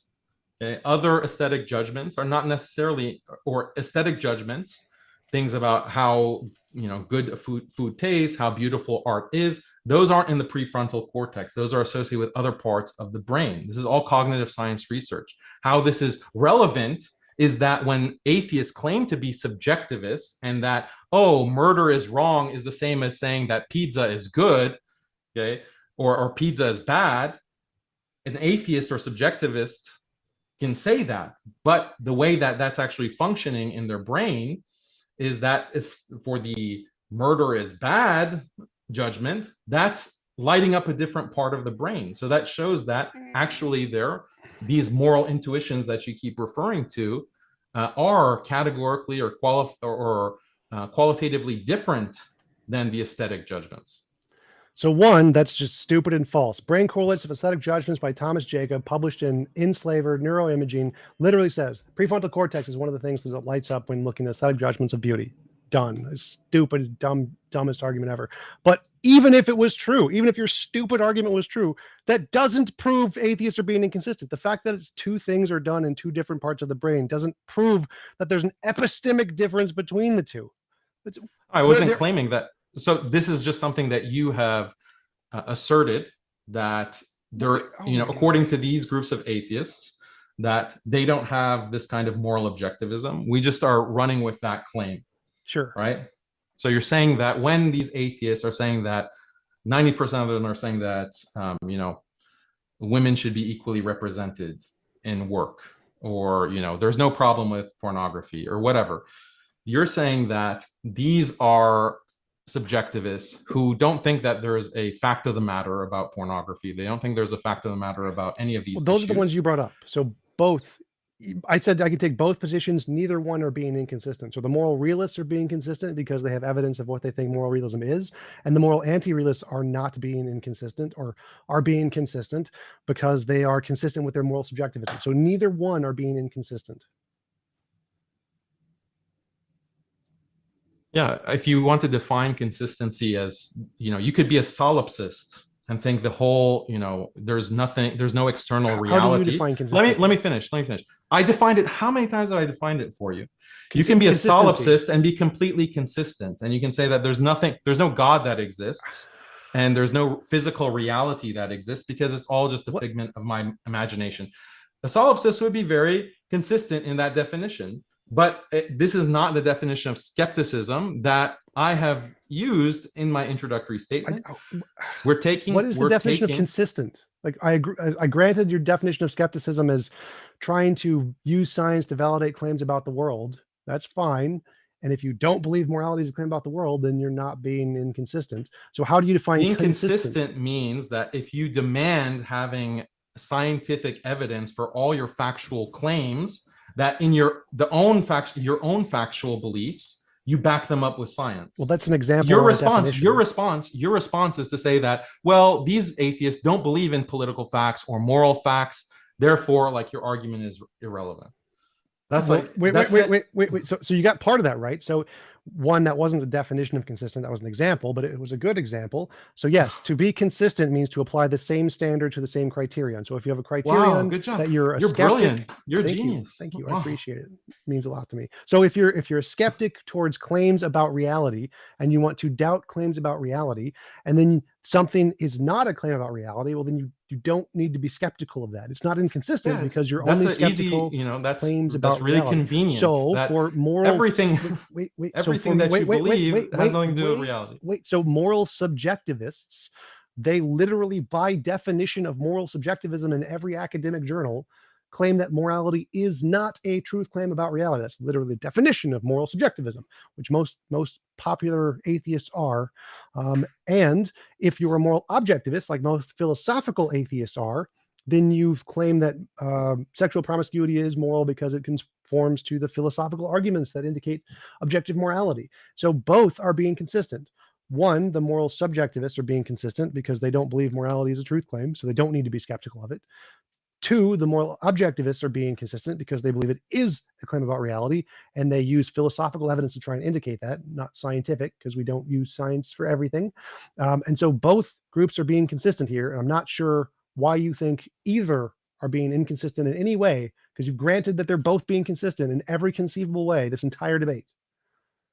Yeah, so it seems like you just conceding everything. You're just bickering about, like, what's the exact definition of consistency. All I wanted to show is that a large part of the atheist worldview, as determined by polling of atheists as a community, shows that their beliefs are not actually based on scientific fact. Right. That's all I want to show. Well, I agree. Like, yes, we believe most of the things we believe, like my favorite color, my favorite drink, my favorite sports team. None of that's based on science. So yeah, the vast majority of my beliefs aren't based on science. You think that what's my favorite color is the same thing as is genocide wrong? No, I'm a moral realist. Subjectivist that you're talking about. Yeah, we don't care about your objectivism. You said you, so it's the generic you, as in atheists. Believe that genocide being wrong is like saying, green is a bad color. Like, okay, you want to go with that extreme definition of subjective, you're just making atheists look more ridiculous, actually. Well, I agree. I think it is ridiculous. I think that is a very silly position. I agree with you, and I don't think that moral subjectivism should be the consensus, but it is. So what? Yeah, I think that a lot of atheists who are watching this are going to disagree with the idea that whether Afghanistan has a better government or is like hardcore Islamic Sharia is a better form of government than liberal democracy. Right. That judgment is the same as, is pizza my favorite food or not? Well, if they're moral subjectivists, they won't. But there are lots. You're of saying the moral majority leaders. of them. You're saying the majority of them are moral Yes. subjectivists. And So yeah, so in the chat, people can chime in and say, you know, if you're an atheist, whether you think what Tom is saying about subjectivism, whether that's your actual view about morality. And specifically about Sharia, because when I look, you know, I've debated many atheists and they have very strong views about the morality of Islamic law and Islam as a religion, and the you know, implementation of Islam in society. They have very, very strong views, and they're all consistent on those views. Next time I debate an atheist, I haven't yet met an atheist who is a subjectivist in the way that you described, but next time I meet such an atheist, I should say, hey, this is all just subjective according to you, right? You know, you're going to debate me on whether pizza is the best food or Harry Potter is the best literature. That should be the response of Muslims whenever the majority of atheists, according to you, on Reddit, you know, the fedora-wearing atheists start arguing about, oh, the Sharia, Islam is so barbaric. That should be the response of Muslims. congratulations, Muslims have discovered the moral argument. Yeah, that's literally what I'm Christians, mocking you. You don't even get it when I'm mocking you. Well, no, I mean, that's literally the argument Christians use against most atheist debaters who are moral subjectivists. Like, yeah, literally, that's why they suck at debate. You just caught up to the Christians that were like 1,000 years ago, because that was their argument. Yeah, you can't have morality without a God.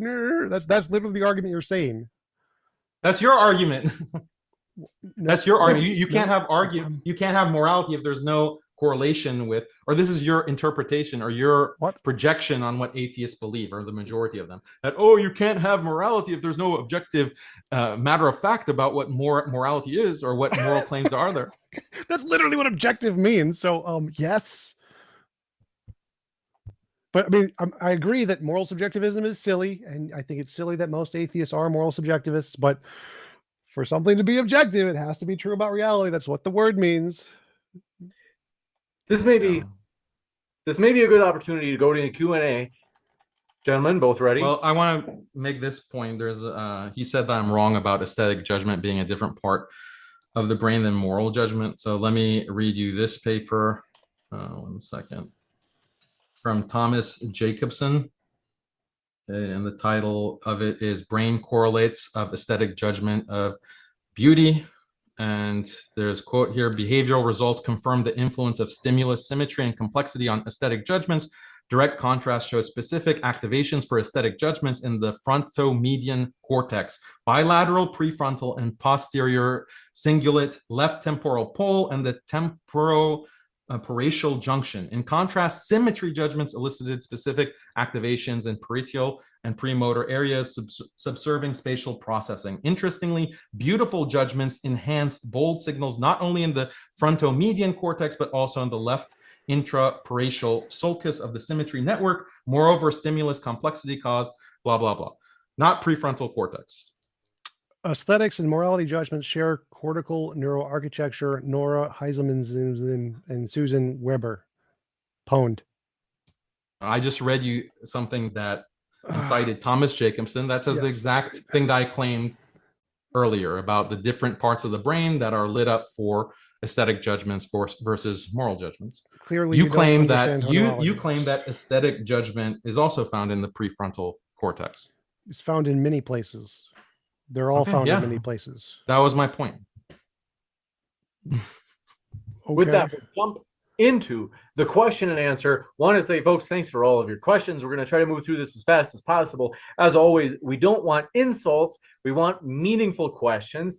This one we're going to let slide. It's not an insult, but it's not particularly germane. They say, will Daniel debate Lloyd de Jong on the Sharia? I don't know who that is. You got it. DL. It's always possible. Send me a request. You got it. Question for Daniel from DL says, why does Botswana do better than its neighboring countries concerning economics and health matters? Botswana is at 6,700. They don't say particularly what these numbers, what metric this is. They say South Africa is lower at 5,000. And then they basically names a number of other countries, Zambia, Zimbabwe, Angola, that are lower than Botswana as well. It's the abortion. Yeah, Yeah, maybe it's just some kind of liberal policy that somehow makes Botswana better than its immediate neighbors. Yeah, The but when you look at abortion law, yeah, literally, that's the point. but there's no, fact of the matter of whether abortion is morally justified or not. So This one from DL says, question for TJump. Why did atheist countries like Albania and Cambodia not do as well as countries in similar environments? Dictators who starve the people, that would be why. But if we take like the average of most secular nations and the average of most religious nations, the secular nations do significantly better on a significant margin. So like if we take all the current atheist nations, they're better in pretty much every respect. Like Japan is one of the most atheist secular nations in the world, and it has best healthcare, best life expectancy, best occupation education rate. Pretty good. what about China? But even if we include China, it's still better off than the majority of religious Yeah, but nations. China is becoming the dominant power in the world. Is this an Is argument that against the, atheism? is or it a, for is it a liberal democracy? Is it a liberal secular democracy? No, but I wasn't arguing for liberal secular Yeah, you democracy. were. No, I was saying quality of life. So the quality of life in China is still better than a lot of the Christian nations in Africa and around the world. So it's even including But China. it's not liberal. It's not a liberal secular I system. didn't say anything about liberal. I said atheist. So You atheist did. countries, like no, I said atheist countries. I take the atheist, modern atheist countries and take the average. Their quality of life is better than religious countries. Include China, include North Korea, include Russia. Russia's actually mostly Christian, but we'll include it anyway. Atheist countries are still better. It has nothing to do with liberalism. Yeah, so Liberalism you can helps. get those better outcomes through brutal dictatorship. Well, Does that mean brutal dictatorship is justified? No, they lower the average. They don't help the average. They lower the average. But it's directional, so they're on the way to be the top superpower. China. What does that have to do with the average? So secular nations, if you take the average, there's some bad ones, lots of good ones. Take the average, higher average than the religious average.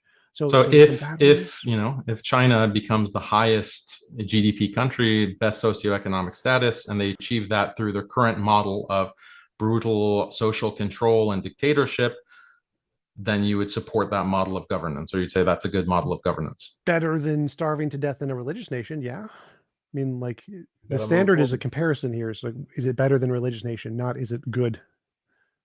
No, that's the question. So like whatever has the best outcomes means something that you'd support, or pragmatically, not morally. We've got to jump. Yeah, so these are scientific facts. Like these are facts. Right. What nations are producing the highest GDP? Yes. These are facts that you bring into moral determinations. That's the whole thing that I was arguing. Pragmatic, not moral. Pragmatic, not moral. So morally, the most moral nation is the Jain nation who gives all of their money to charity. They are not the highest GDP. They don't have the highest life expectancy. They aren't the best economically. They are not the best. So why would that be the most moral?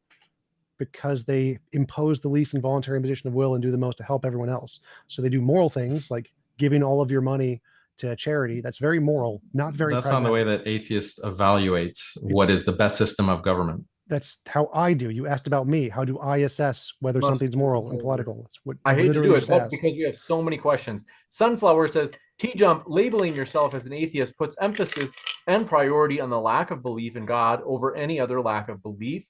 By labeling yourself as an atheist, you are revealing your anti-God bias. No, I mean, like the label atheist does target God, but it doesn't mean I have a bias against God. It just means that that's the label I identify as. So I mean, I'm also anti-murder, but I don't like label myself an amurderist. I'm equally against murder as I am against God. This one from Cameron Hall says, doesn't religion allow immoral things to be moral? Yes, lots of them. In fact, that's primarily what it does. Daniel, any thoughts? Agree? No, I mean, what's your standard of morality? And if you're like most atheists, according to TJump, you're a subjectivist. So you can't really make determinations of morality one way or another. This one from Made by Jim Bob says, Tom, there is no evidence for the law of identity, but you believe it. Any evidence you present will require assuming the law of identity beforehand. Conceptual claims require conceptual evidence. Simply imagining it is, in fact, evidence that it's true. So for things like conceptual laws, math, logic, semantics, linguistics, those don't require empirical evidence like scientific, because they're not empirical claims. They're conceptual claims. So you only need conceptual evidence. This one from DL says, Daniel, are you asking why atheists don't have the same opinions aside from religion? Rand and Marx are both atheists, but disagree on every other issue. Yeah, I mean, that's the thing. Like, you see all of this kind of disagreement amongst atheists, even though all atheists are committed to this kind of logical rationality and a process of logical reasoning. They're all committed to that standard. So they're all equally skeptical when it comes to using logic to evaluate beliefs and to weigh evidence and so forth. Yet they come to all of these different positions and all of these different commitments philosophically. Like, there's no consensus on these big philosophical topics. Yet when it comes to the political domain, they have all of this kind of consensus when it comes to liberal secularism and liberal morality. And they often use that kind of those commitments to liberalism to attack religion and to attack Islam. And those are the kinds of debates that I often do, where you have atheists who are attacking the morality of Islam. So this is a very clear inconsistency on the part of atheists. And the explanation for that consensus is very simple. You have mass censorship. You can't really talk about certain kinds of potential scientific facts. You can't really talk about, well, maybe it's not a good idea to have unlimited individual freedom in society. Maybe democratic representationalism isn't the best kind of system. Maybe it was a mistake to, allow same-sex marriage. Maybe it was a mistake to allow sexual liberation. These actually lead to worse outcomes. It leads to a worse quality of life. It leads to all kinds of misery and suffering and depression. You can't even explore those lines of thought. Why? Because there's censorship, because there is also policies, hate speech policies that will shut down any kind of exploration of these kinds of topics. So liberal consensus, it's not a mystery why atheists are all aligned on these liberal issues, is because they're indoctrinated. They're a product of indoctrination. And Tom pretty much conceded that. Absolutely everything he said there was wrong. I conceded that most atheists are subjective moralists, which is the truth, but everything else he said was just objectively wrong. This one coming in from Pancake of Destiny says, thank you, James, Modern Day Debate Team, and all mods for creating this channel. I have to say, all credit goes to the guests. Daniel and TJump are linked in the description, so you can hear plenty more from each of them if you click on those links, and that includes if you're listening via the podcast. We put our guest links there. But thank you, Pancake of Destiny, for your kind words, who said, this channel helps with my depression. We're glad to hear it helps. Seriously, Pancake of Destiny. And said, question for TJump's chair, how does it feel for your clam-shaped chair to win all debates? Oh, very nice. And feels like warm. Wait, I get to answer that, right? That was a question. Clearly, I get to answer that. Feels like warm rainbow farts, warm rainbow unicorn farts. It's a tremendous chair. We love the chair. Sunflower says it's more likely that actions that result in harm are immoral than moral. It's not necessarily true, but it's certainly more likely. Involuntary impositions on the will are harmful, TJump. You lose. Well, no. So examples like working out or playing video games or challenging yourself, like things can be an imposition on will and cause harm, but be moral because you want to experience them. Like playing video games. Most people play video games competitively against others and lose the vast majority of the time, which is somebody else imposing on your will, but it's moral because you want to be in those kinds of situations. So the vast majority of those kinds of impositions on an everyday basis are not immoral. Simply causing harm doesn't indicate whether something's moral one way or the other. It wouldn't, and so it doesn't actually relevant to the argument of whether or not something is moral.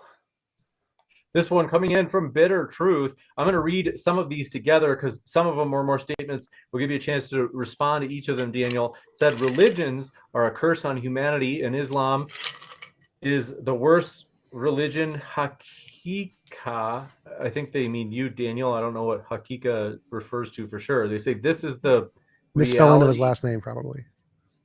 Can you defend? And then said, I'm sorry, Quran Toba verse. Is this something I've never heard of? Toba, like T-O-B-A? Toba verse, spreading hate and insulting humanity, even Haddies. I don't know what these things mean, but we'll give you a chance, Daniel, to respond before I go through any more, because there's another question from them. Yeah, I mean, debate atheists who want to claim that Islam is morally bad because of this verse in the Quran or this hadith. And when I take them through like basic argumentation, and I will make a utilitarian argument, or I will make a argument appealing to natural human emotions, they really can't respond. And so those are the types of atheists that I have seen, online, represented online. And it's not really hard to make these kinds of arguments against liberal positions. Like, people have this kind of liberal outlook on life. Their entire worldview is dictated by liberal sensibilities. We need to maximize freedom and equality, and men and women are equal in every way, and sexual liberation is such a good thing. They have this entire structure, like this entire worldview, and they don't apply the kind of skepticism that is directed specifically towards belief in God or belief in traditional religion. So this is a blind spot. It's an inconsistency, and it's very easy, to point that out and to show how, silly these atheists are in their evaluation of Islam.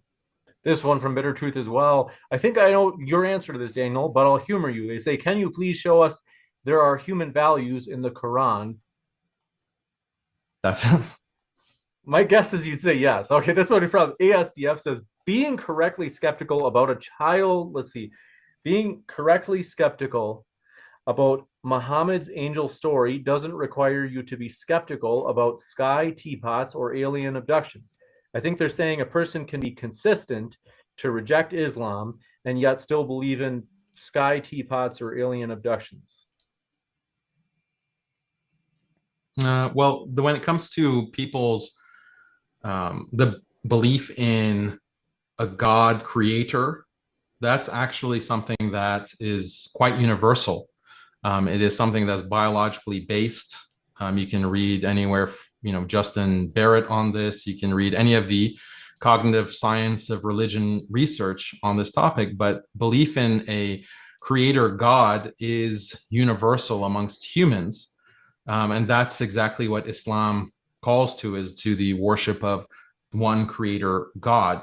But belief in teapots, or like the space teapot or the flying spaghetti monster, those aren't actually backed by human intuitions. Whereas the belief in one creator God is. It's based on one of the most fundamental human intuitions that people have. And I can, refer you to this kind of cognitive science research which justifies that. Olivera Petrovich is another researcher who found that even in societies that are polytheistic, their religion is polytheistic, or they don't have any religious belief in a creator, even in those societies, children will still believe in a creator God, such as in Japan, for example. So this is a lot of evidence for belief, that how belief is something that's very natural. It's something that's very human. Every fallacy, bias, illusion, delusion are all natural. That doesn't mean that they're more rational than believing in a teapot because they're natural. Appeal to nature fallacy. Well, great response, Tom. This one from Jesse Miller says, good science must support good theology. I don't know who that's for, though. Bitter Truth says, Afghani peoples, they say if Afghani people marry children and they're Islamic, do you think that they are doing better than the USA, morally speaking, Daniel?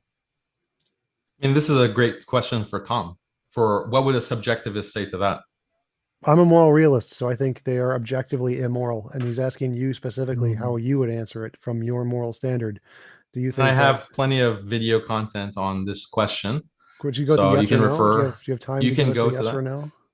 No, I'm just wondering, like, if I'm a subjectivist, there's really no fact of the matter. Most atheists would not be able to respond to this question. They'd say there's no problem. Seems like there's can't. There's no fact of the matter. No. There's no fact of the matter about marrying a 9-year-old. There's no fact of the matter whether that's right or wrong. Right. According to most atheists. According to most atheists.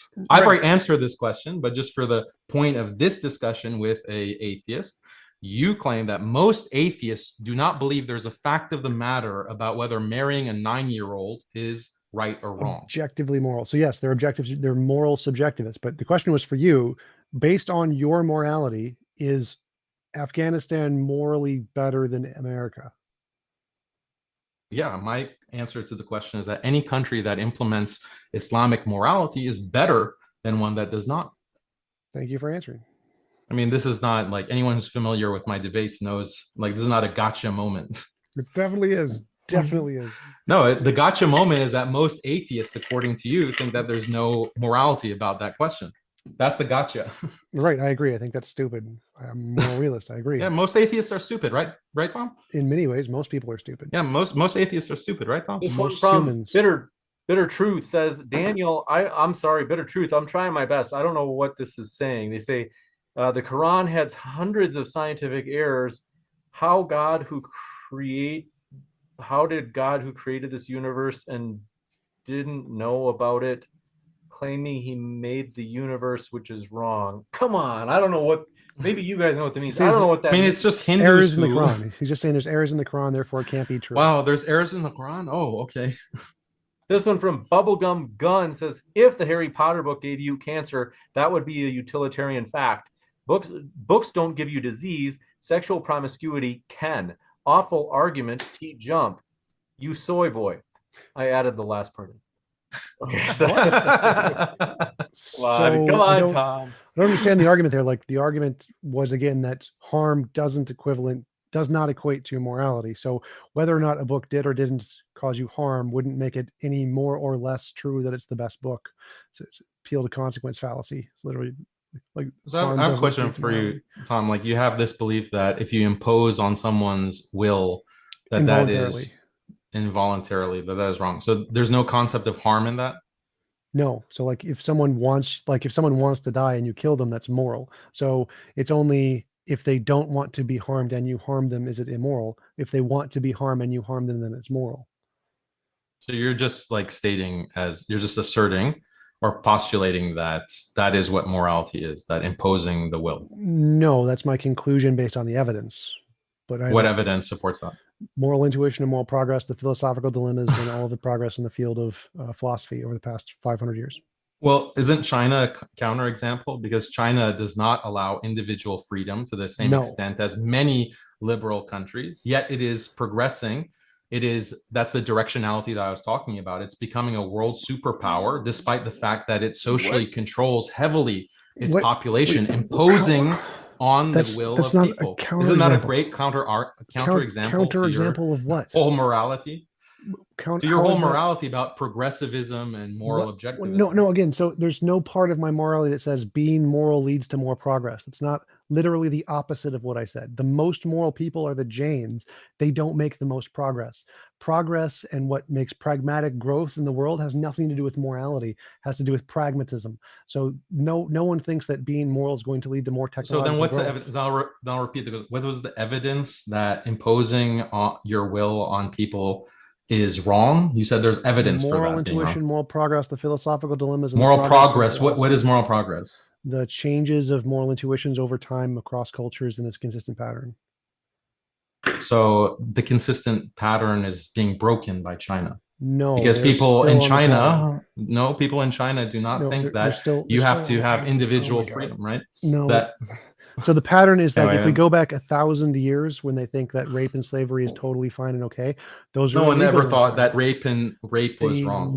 Was right. There was no moral problem with rape. No one has ever thought that. Yes, they did. So you need to learn more about history. But no, you need to learn more about history. So China, the morals of the average Chinese person is significantly better than the morals of the average people thousands of years ago. The moral inclination. Assertion. You can look at the evidence. This isn't my claim. You can look at the polls and the actions. But you're using the word moral. So yes. The whole question is, what is the evidence for your moral intuition? Theory? But you're using moral in your evidence, your definition for. Oh my god. So when we talk about, oh my god, that's your response to everything. Oh my god. This topic it hurts me. It hurts my head how ignorant of you are at this topic. I want to move on to the next one. Yeah. So just to clarify, morality refers to certain actions and feelings we get, like punch a baby. Oh my god. That's so stupid. So stupid. Oh my god. When we say like China and the people in China are more moral, we can compare their moral intuitions to the moral intuitions of historical accounts and people in the past, and we say, is there a change? And if there's a change, you can't if you don't have a definition of morality. Morality is the feelings we get when we see certain actions, like punching a baby. I literally said that. So the evidence of morality is the pattern and changes of those feelings across time. That's what moral intuition means. Please Google the word. It will help you a lot. Stanford Encyclopedia of Philosophy, Moral Intuitions. It will definitely help. This one coming in from, let's see, Yeshua the King.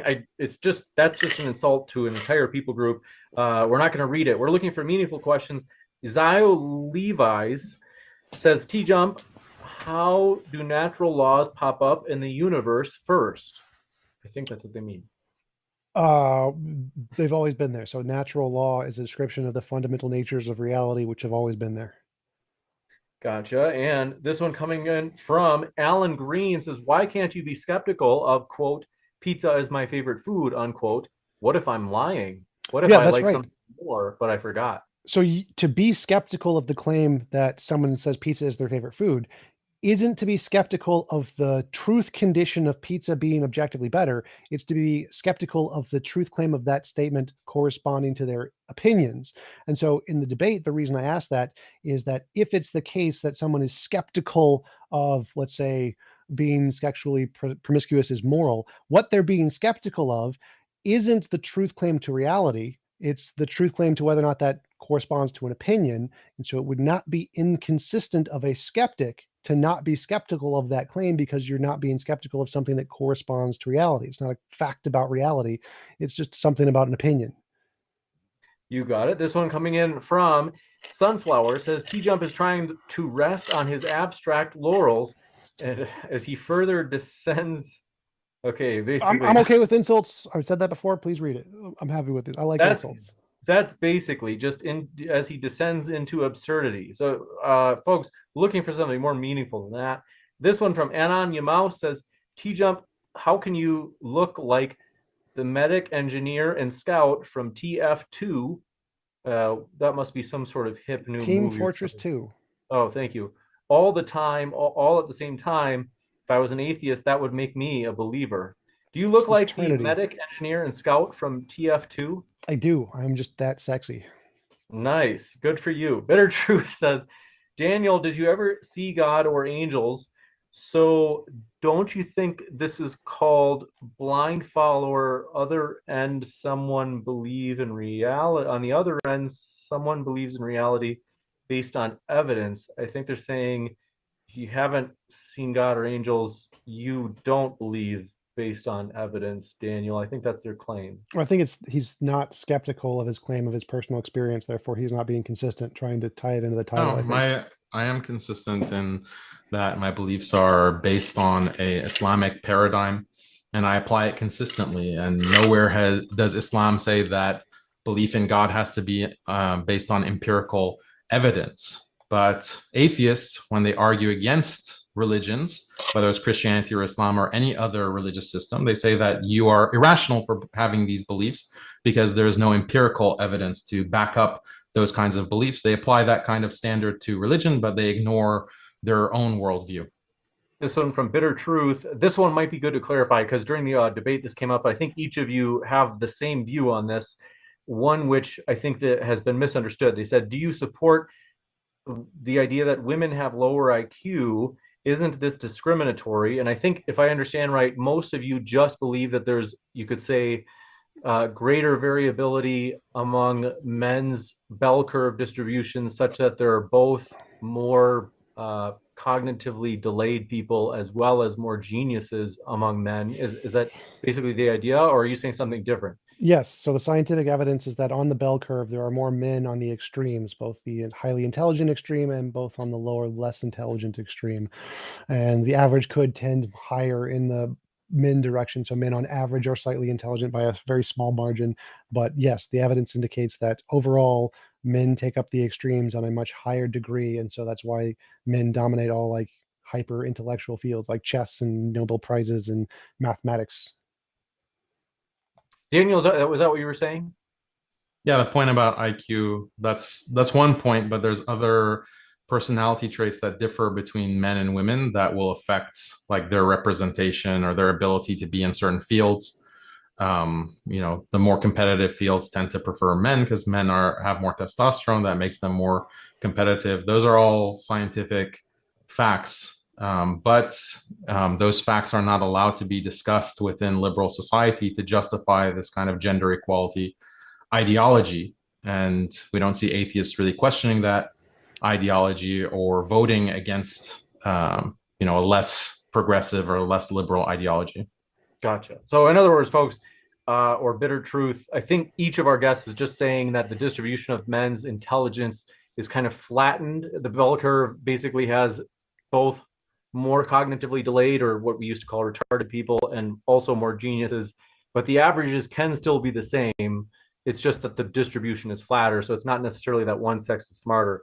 But they also said, do you support child marriage, Daniel? And do you think that this is morally acceptable, and is that morally consistent? Yeah, it's morally consistent according to Islam. It's morally consistent with respect to every single traditional culture or religion, including Christianity, including Hinduism, that permits minor marriage.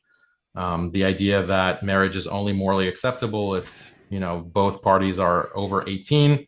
This is a modern development. This is something that is found in modern culture, but was not universally shared, and is still not universally shared by people across the world. Muslim or Islam is not the only religion who believes in the morality of minor marriage. This is a great example for China. The reason China is actually an example of moral progress, their age of consent is 14, so they actually do disagree. 14 is considered minor marriage according to Western. Right, but remember progress. They're not an example of regress. They're an example of progress. So they're closer. They're getting there. They're a lot better than the Islamic society. Well, a lot of things they've changed. They also thought that we should limit the number of children within a family to just one child per family. They also walked that back. They walked back women's representation. Yeah, they walked back women's liberation. They have censored feminists and those promoting women's liberation. They walked back. So you consider that moral progress? It's a lot better than the Islamic societies today. And no. Just answer. Is it better? Is it moral progress to roll back feminism and roll back women's liberation? So in any graph, there's ups and downs. The trend is what we're looking for, and is the so they're approaching. They're getting closer to Islamic society by rolling back Islamic. They're going away. Women's liberation. Going away from Islamic society. The fact I just gave you examples. I gave you examples where they're rolling it back. So I don't know how you're so ignorant of statistics. There are ups and downs in any graph.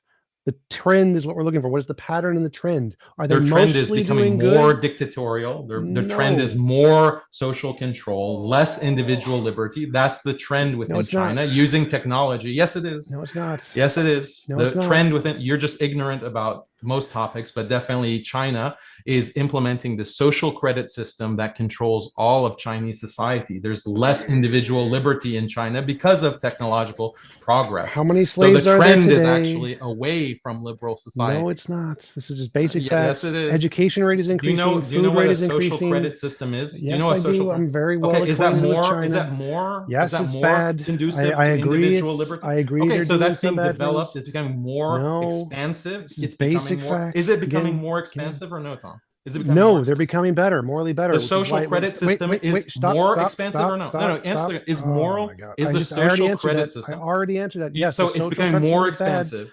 So it's becoming more expensive. I already answered is that. It no, you didn't. Is it becoming more expensive? I already answered in China. That. So the social yes or no? Is it becoming more expensive? Social is it, credit system is bad. Use your tactic, Tom. Social credit system is bad. Is it becoming more expansive in China over time? That system, yes, that one system. So is that progress? That one system is not a representation of the entire system of China. The fact that they're increasing education have made more educated people in China more than ever in history, in progress. The fact that they've limited slavery, progress. The fact that they've eliminated hunger, progress. The fact that the minimum wage, progress. They're going up in millions of ways. They're not doing great, but they're doing better. They're improving.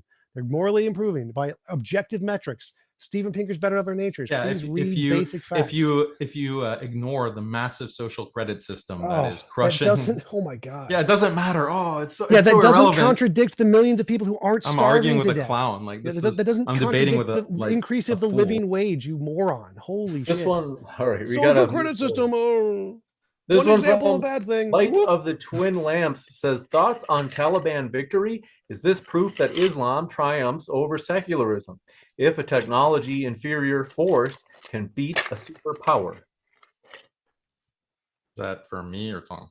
I think that is my, I would guess it's for you. I think it's both, but I mean, obviously, technologically superior nations can lose, but doesn't mean one's better. Yeah, I think technology is not a sign of moral progress. Like, I'm consistent on that. I think China is, with their social credit system, this is actually objectively bad. And the fact that it's expanding is bad is not the sign of progress. And you can still have, this kind of brutal social credit system and limiting people's liberty and still have a rise in GDP. So that doesn't mean that that's a good system or that's a good form of government. Those are the kinds of nuanced kinds of ethical distinctions that you can make, but I mean, we're missing that in this debate. Carlos Santana says TJump is correct about categorical imperatives existing, and Daniel is correct about our world being determinist. Once again, great show. I'm glad I am in the timeline for today's chat. Thanks, Carlos. And you can find both of our guests linked in the description here if you want to hear more from Daniel or TJump, right here at Modern Day Debate in the description box here on YouTube, as well as at our podcast. Alan Green says the important question is what % of non-atheists support abortion, i.e., what is the correlation factor between atheism and supporting abortion? In America, it's a pretty drastic split. So in America, the religious people drastically support banning abortion. Yeah, it's a really high correlation.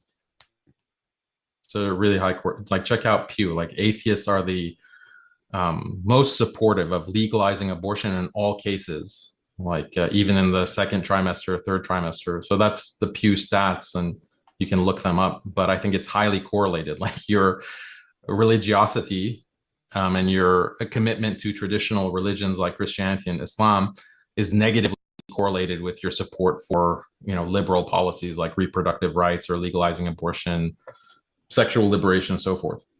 This one from XXWLZXX says, let's see, looking for more productive questions. That one, let's see, not very useful. Bitter Truth says, Daniel, nobody can see God.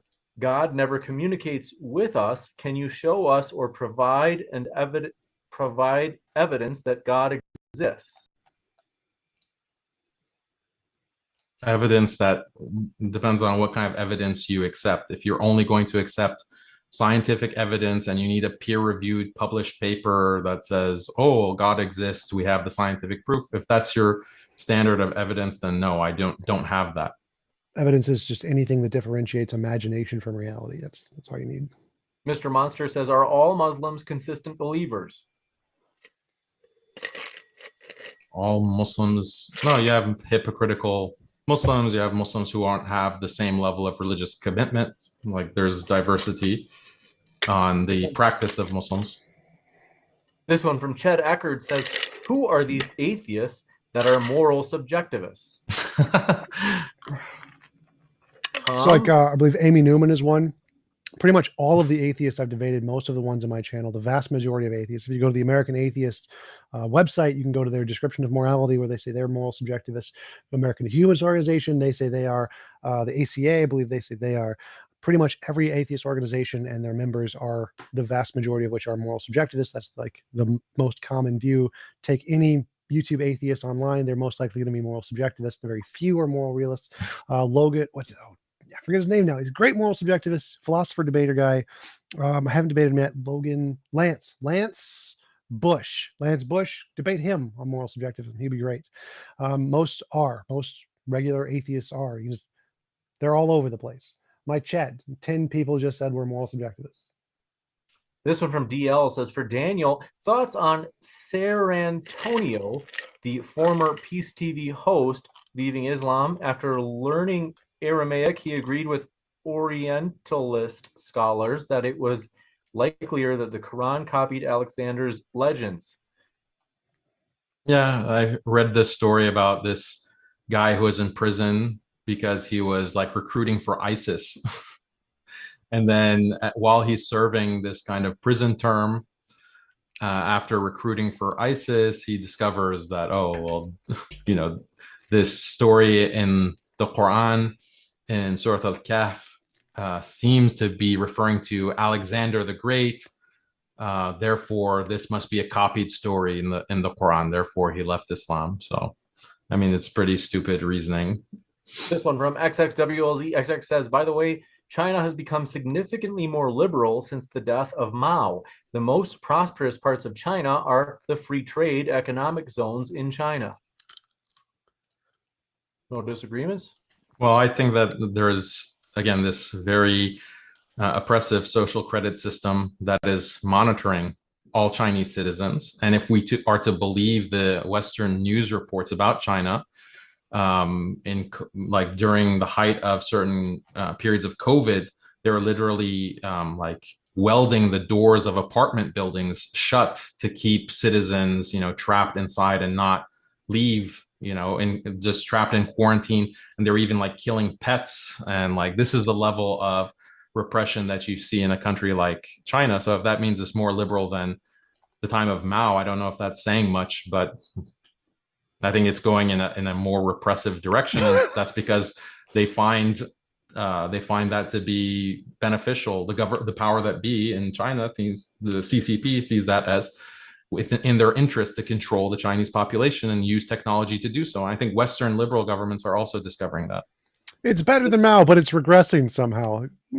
No contradiction. Not totally Tom, there's ups and downs, Tom. There's ups and downs. Right. This one coming in from WLZXX says, will Daniel ever be willing to debate specific claims from the Quran, such as semen coming from the backbone of the man and ribs of the women? I mean, these kinds of debates are stupid because whatever explanation is given, you're not going to accept. These atheists aren't going to accept those kinds of explanations. So very specific debates like that, I don't find productive. Like, I thought this kind of debate would be productive to talk about like skepticism and worldview of atheists as a collective. Those broader topics I find to be more interesting, or like science, like the value of science and evaluating religious texts. Those are good debates, but like specific verses, like, I don't know how useful that is. This one coming in from Catch22 for TJump. Is touching a baby on the hand with sexual intent wrong, even if it doesn't cause any harm? And if it is wrong, why, under an atheistic view?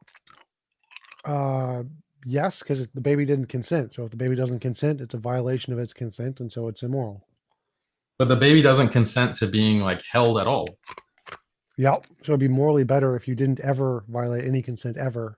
But when we have a pragmatic so never world, holding a baby is better? If we had a perfect world where no violations of consent were required, so we could just give the baby everything it needed to be an adult like instantly, then yeah, that'd be better. So mothers are immoral by carrying their babies. No, we're pragmatic. So in a perfect world, if we didn't need to violate consent ever, that would be good. Babies don't have the ability to consent because they don't have the intelligence to live. So why is that pragmatic? But if you touch with sexual intent a baby, that's morally wrong. Because it's not pragmatic. It's literally the opposite of pragmatic. Well, I think the person who is touching the baby thinks it's pragmatic. What do you think the word pragmatic means? It's your definitions, man. I'm just going off of your definition and the words that you're using. What does the word pragmatic you don't think that a mother holding a baby is morally good? What does the word pragmatic mean? Let's show your own inconsistencies here again. No, I'm just asking you questions. That's all. Yeah, you don't feel like questions. You make statements like, "Oh, I think the child rapist thinks it's pragmatic." What do you think pragmatic means? Come on. No, you define morality as imposition of will. So I'm just like drawing out the conclusions of that. Yes. So imposing on the baby's will by touching them without consent is immoral. Yes. This one from John Doe Bro says, atheists are skeptics by definition. They are skeptical about the claim of God, in quotes. That is because there is no proof of God. Therefore, the laws should not be based on a God, right? Yeah, so there are many policies within these liberal governments that are also not proven by scientific data, and sometimes they even contradict scientific data, yet there are laws that everyone abides by force, and a vast majority of atheists agree as being morally justified. Well, I So agree with that's the an first objection. part. That's an objection against atheists. So like weed being illegal, it's all the data shows that that's wrong and is bad, but it's still illegal. So yes, there's definitely archaic laws that are bad, and it takes a while for the science to influence the laws to make them improve. It doesn't just happen overnight. So there are lots of laws that are bad and are scientifically proven to be false, and I agree with that, and we should change them. You got it. This one coming in from, do appreciate your question, Grays 174. Daniel, what is the objective reason to listen to what God tells you? Is it just because it's objectively true that you will go to hell or be punished if you disobey? No, the belief in God, like this is a big question about human behavior and human morality and human intuitions. So this kind of distinction between is and ought, this might be like a conceptual truth that is and ought are not the same thing. But when it comes to human psychology, is often is translated automatically by the brain into an ought. So for example, the fact that people like there is a king or someone with great authority, that is just a fact that someone has great authority. But humans translate that, like in many cultures, into, you know, I should submit to that authority, or I should respect that authority, or I should fear that authority. This is something that is proven again within the cognitive science of religion. And so that is of authority and someone who has great power, you should obey them or you should submit to them. That instinct is something that is universal. And that's why, you know, that this is one of the explanations for why religious traditions have this concept of an all-powerful God and submitting to an all-powerful God. It's something that matches human intuitions that are universally seen across history and geographic space. So Muslim because he has a big apologist stick, he has a big stick. That's why. says, Brother Daniel, in your opinion, why do atheists resort to moral subjectivism in their, let me know if I say this right, Weltanschauung? Worldview. Why do, is that from me or Tom? That's, they said, Brother Daniel. Why do they? I think that a lot of atheists that are online maybe appeal to subjectivism in this kind of inconsistent way. Like they want to criticize Islamic morality on an objective basis, but then when you press them on trying to justify their morality, they suddenly, very conveniently, are subjectivists. I think that's what explains it, because they can't really appeal to scientific facts to back up their moral commitments. So they just throw up their hands and say, oh, you know, morality is just like liking ice cream or liking Harry Potter. That's, I think, the sociological explanation for subjectivism in general. But again, when you look at brain scans, when you look at how atheists actually talk, when you do these polls, you see they walk and they talk like moral objectivists, but they want to claim that they're not. It's because most of them were religious and they thought that they were brought up being taught that you need to believe in God to believe in objective morality. And they were never taught that it's possible to believe in objective morality without a God. So when they became atheists, they then kept that intuition and became moral subjectivists. That's why it's so popular among non-philosopher atheists. Yeah, this is a product of their culture and their upbringing, indoctrination, basically. This one from Rays 174 says, Daniel, what about the HOLO cost makes it morally worse than the hell of your God that someone may be sent to? Is there a better answer than, quote, God does it, so it's okay? God does it. What was the HLO? Is that hell? No, just a word that Hollow, like don't want YouTube to pick up on unnecessarily. HOLOCAUST. It's a word that okay, I got it. So is it, I still don't understand what the question was. They're saying, why is hell not worse or comparable to that event? And they want an answer other than, as they quote it, they say, other than, quote, God did it, so it's okay. Well, I think the understanding of that historical event was that that was unjust. But when God punishes, it's based on justice, perfect justice. It's not just arbitrary ad hoc genocide. That's the moral distinction. You got it. This one from Zio Levi's. Let me know if I say this right. They say, Tom, mind is a product of blind process under atheism. So why should we trust it? Because blind processes can lead to true facts. So the fact that something comes about by a blind process doesn't mean that it's false. It's a pure motive fallacy. So the fact that, like, for example, we could have a process like natural selection that selects out for false facts and selects true facts. Therefore, you have a reason to believe the facts because there's a system that selects for true facts. This one from DL says, if a human views a face in a bush due to intuitional survival, it doesn't mean that a face is actually there. Can't the same be said of God, Daniel? Yeah, it doesn't mean that it's there. It also doesn't mean that it's not there. So there's more than just intuitions to justify belief in God. This one from Bitter Truth says, child marriage. Let's see.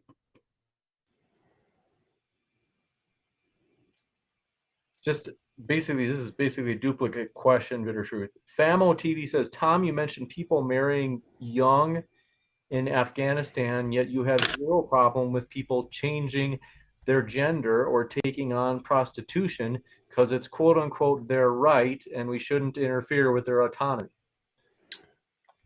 James, I can't unmute. I can't unmute. We can't hear you, Tom. Let me, I didn't mute you, but let me work on it. Yeah, I muted myself to make the ice sound not show up. Yeah, so child marriage is immoral because children aren't of the age of consent, and so doing something to them is immoral because they don't have the ability to consent. Adults, like for prostitution, are adults; they can consent. So I forget what the other example was. They had said people changing their gender. Yeah, I mean, if they're adults, they have the right to do that. It's their body, their choice. So that's perfectly not immoral. What about children? No, they can't consent, so it would be immoral for children to do it. So is it immoral to put children in school? Yes. Force them to. This one from Soban Chowri. I didn't see your question. Let me know if you had one in the live chat. I didn't see one attached. XXWLZXX says, it is astonishing to me.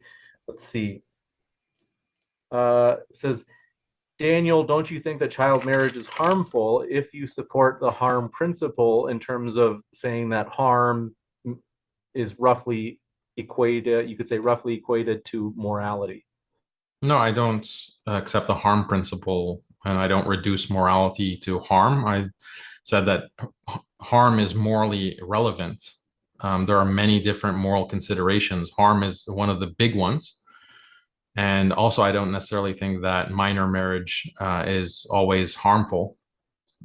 So that's actually the consensus scientifically, because what evolutionary biologists will say is that, well, there must be some kind of evolutionary adaptive advantage for why this is found in all human societies, this practice of minor marriage, regardless of religion or culture. So there must be some kind of evolutionary advantage. I'm not saying that I endorse evolution, but this is what the psychological consensus is. And it's actually a controversy because it's taboo. Minor marriage is taboo according to liberalism, yet they can't find a reason to categorize it as a psychological dysfunction if a man marries a pubescent woman. So this is actually a debate within moral psychology. This one from XXWLZXX says, Tom is right. There's massive evidence that people are progressing on a massive scale when it comes to morality. Daniel, please read Steven Pinker's The Better Angels of Our Nature. Yeah, so Steven Pinker is, again, very selective, like all atheists. I assume that Pinker is not a subjectivist. He's an objectivist. So he's very selective in the kind of scientific data that he points to. And for any kind of data that you can show that, oh, well, liberalism leads to these kinds of positive socioeconomic outcomes, you can make a contrary argument that less liberty, less individual freedom will lead to those same outcomes, but we're not allowed to ask those questions or do that kind of research because the research funding is controlled by a liberal establishment, by liberal institutions. We're not allowed to talk about these things on social media. We have to like use code words in our debates and our social media presence because you'll get censored. So it's no surprise that Steven Pinker at Harvard can write a book and completely ignore the contrary side to the debate, and people aren't wise to it because everything to the contrary has been censored. You got it. This one coming in from, do appreciate your question. Melvin Waterin says, can TJump prove that his family members love him using scientific evidence?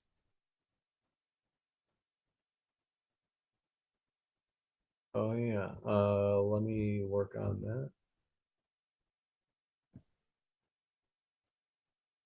Oh, I see. Yeah, there it is. All right, just fixed it.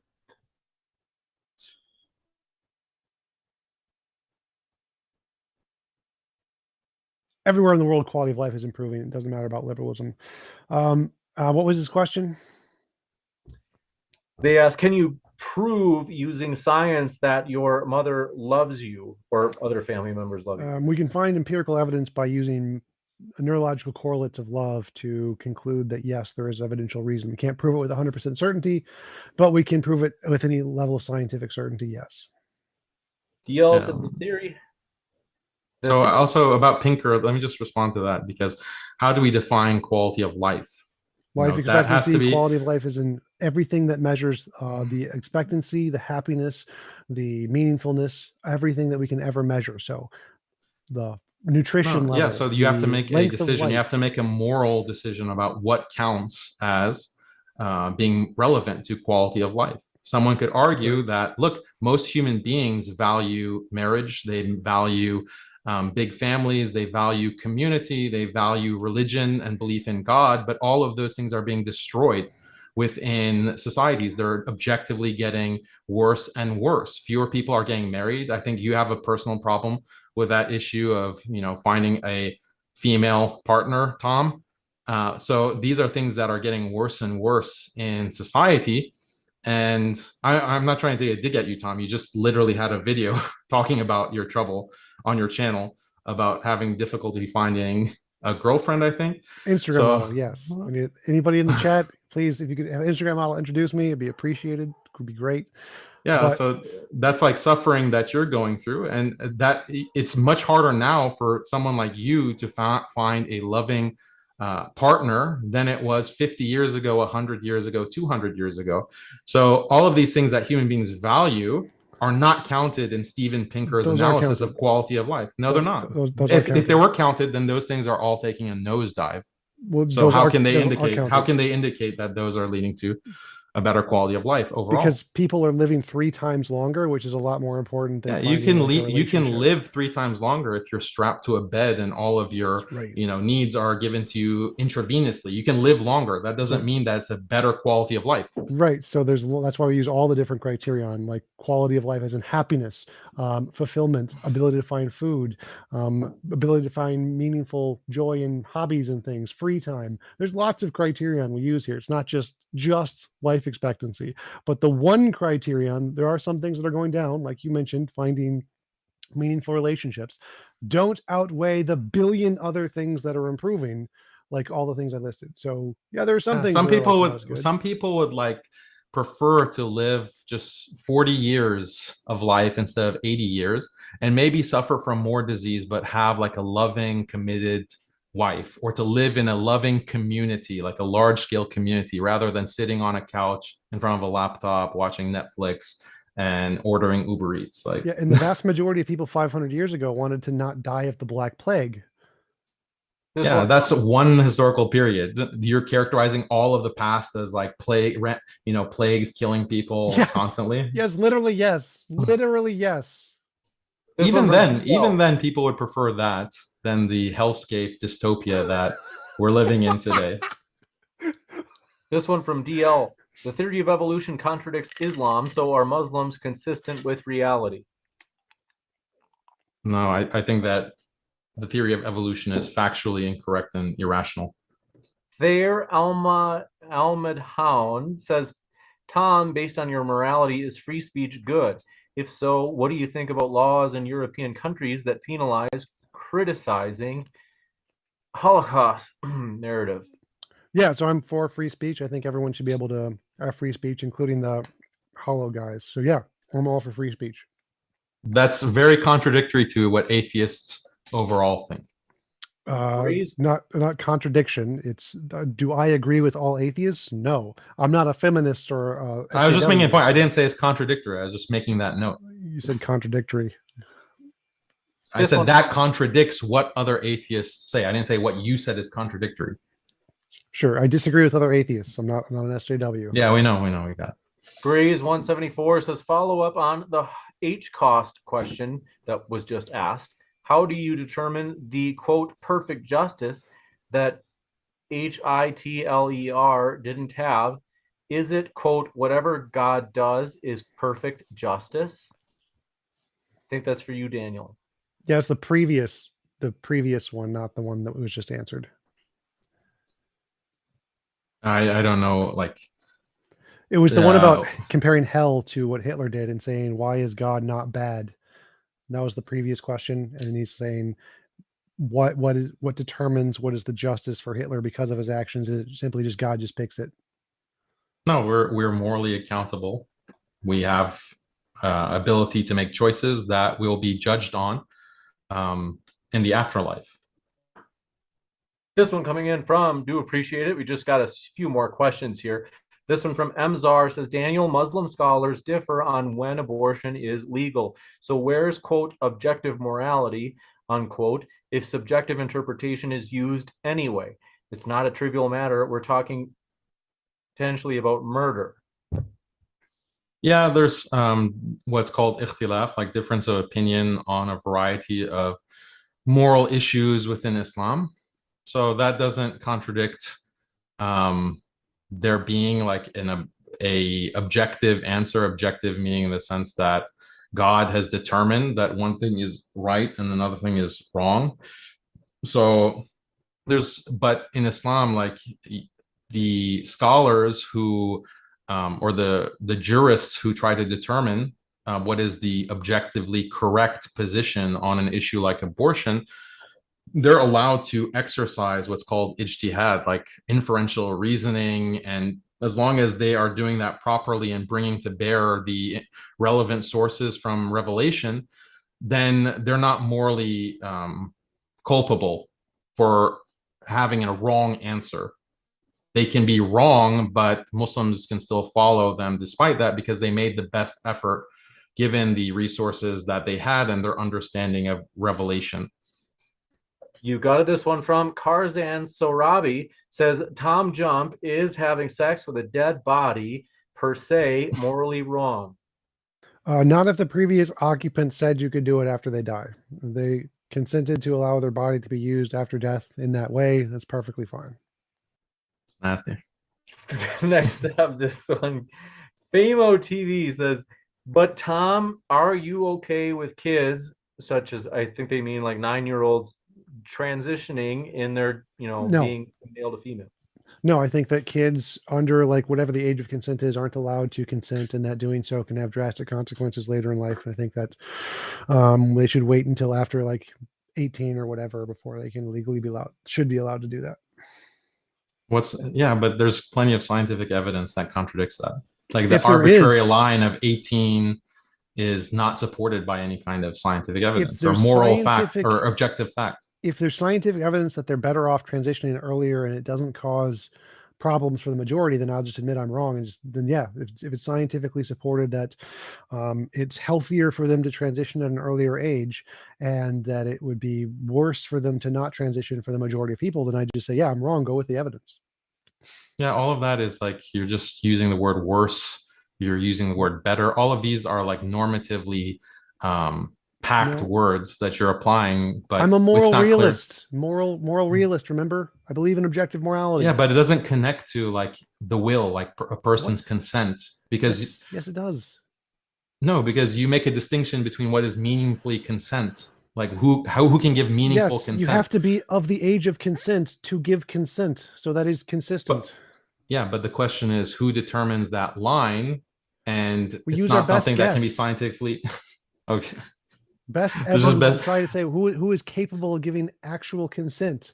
We try to use science to evaluate that by using rationality and tests, say who has the intellectual capability to analyze the situation and make a rational decision, and isn't just making a decision based off of some mental incapacity. If someone has a mental incapacity like a brain tumor or something, they don't have the ability to consent. And then we can analyze kids' brains and say, well, are they more like the cancer patient or are they more like an adult? And then we can assess, well, where do they transition between more of just a responsive meat sack like a cancer patient into a rational human being who can make rational decisions, and we try to estimate that age and give an appropriate destination of saying this is where the age of consent is. It's pretty rational. This one from Famo TV says, Tom, why are suicide rates extremely high among atheists? Is this true? I don't know if this is true. In America, it's Yeah, true. it's true. In America. So in cultures that are the most majority religious, people who are in a minority have a higher rate of suicide. So atheists in America have a higher rate of suicide because of cultural disenfranchisement and challenges in society of being ostracized. In secular nations, it is not the case that it's true. In secular nations where they're majority and they feel accepted, they have lower rates. And so it's relative to the culture. In America, it's because of cultural disenfranchisement, lots of religious effects on politics and how that impacts the secular community. This one from DL says, Shias think imams are divine, Muslims are consistent. I think they're saying There are a lot of different heretical groups in Islam. That doesn't this one make a from difference. Hassan Kameth says, modern day debate, Daniel Haqiqatjou versus Matt Dillahunty, make it happen. We'll try our best. And Grays 174 says, at least Destiny got destroyed in this debate. Amen to that. This one coming in from Ananya Mouse says, TJump under a liberal system, can you identify as the medic and demand free hats from Valve because you're entitled to them? I demand Half-Life 3 from Valve because we're all entitled to it. What was the name of that game? Team Fortress 2. I'm behind, Tom. I used to play Mortal Kombat.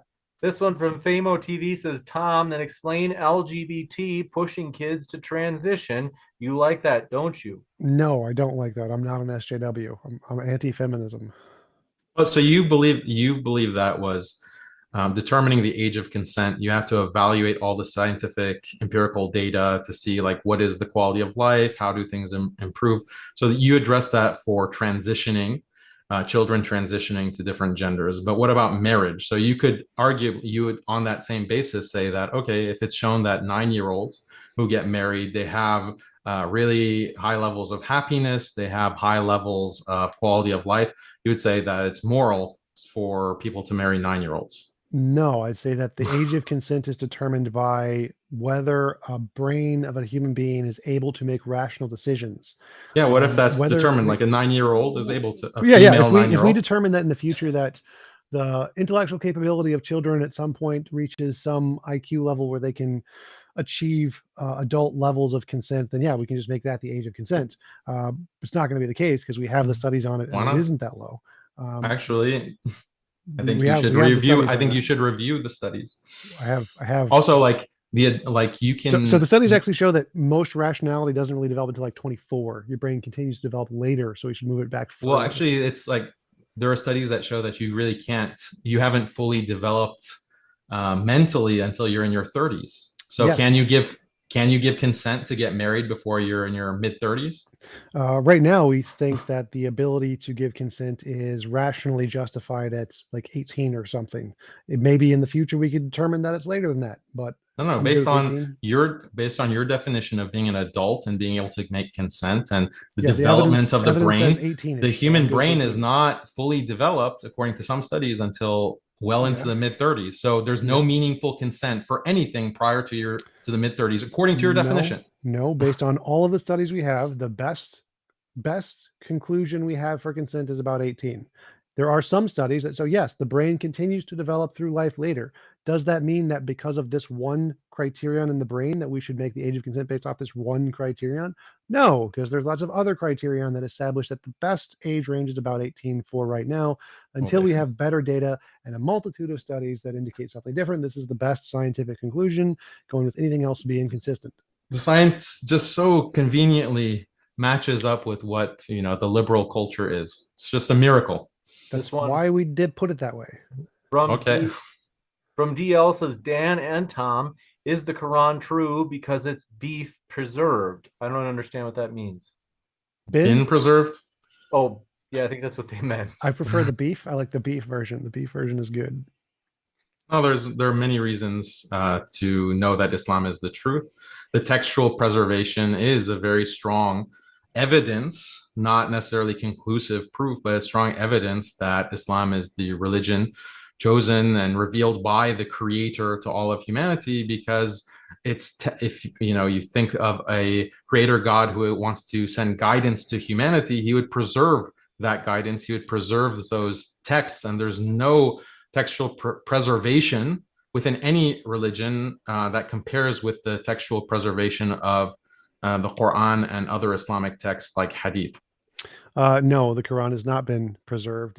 Most of them were burned at one stage, and then one specific version was then copied after that, which makes the illusion of preservation when you destroy all of the earlier copies so that you can't prove that they've been debunked. But yeah, they haven't been preserved. It's pretty strong consensus that the earliest copies, the earliest manuscripts you can have many copies. One second. Oh, so the earliest manuscripts we found do show inconsistencies with the current Quran, and so it hasn't actually been preserved. No, absolutely wrong. This one from Grays 174. Daniel, how do you define quote unquote perfect justice? God's justice. This one from XXWLZXX says, the Maldives has the strictest Sharia in the world, and they have the highest rate of divorce in the world, 11 per 1,000. I think they missed a 0 or something. Because wouldn't 11 out of 1,000 be like 1%? Maybe. So let's just stick with. They say that the Maldives has the highest rate of divorce in the world. Islam doesn't preserve marriage, they say. Yeah, I mean, I don't know what the stats are for the Maldives, but it's possible that you have a Muslim country that implements Sharia, but you still get, these kinds of problems because you are living in this hegemonic liberal world order that affects everyone like a poison. So it's not a surprise that do implement aspects of Islamic law are still suffering from the malaise that the rest of us are suffering from in countries where we don't have the blessing of Islamic law. This one from Famo TV. Tom, a married woman can cheat on her husband while he's at work. Ignorance is bliss, so there's no harm on him, and she gained pleasure.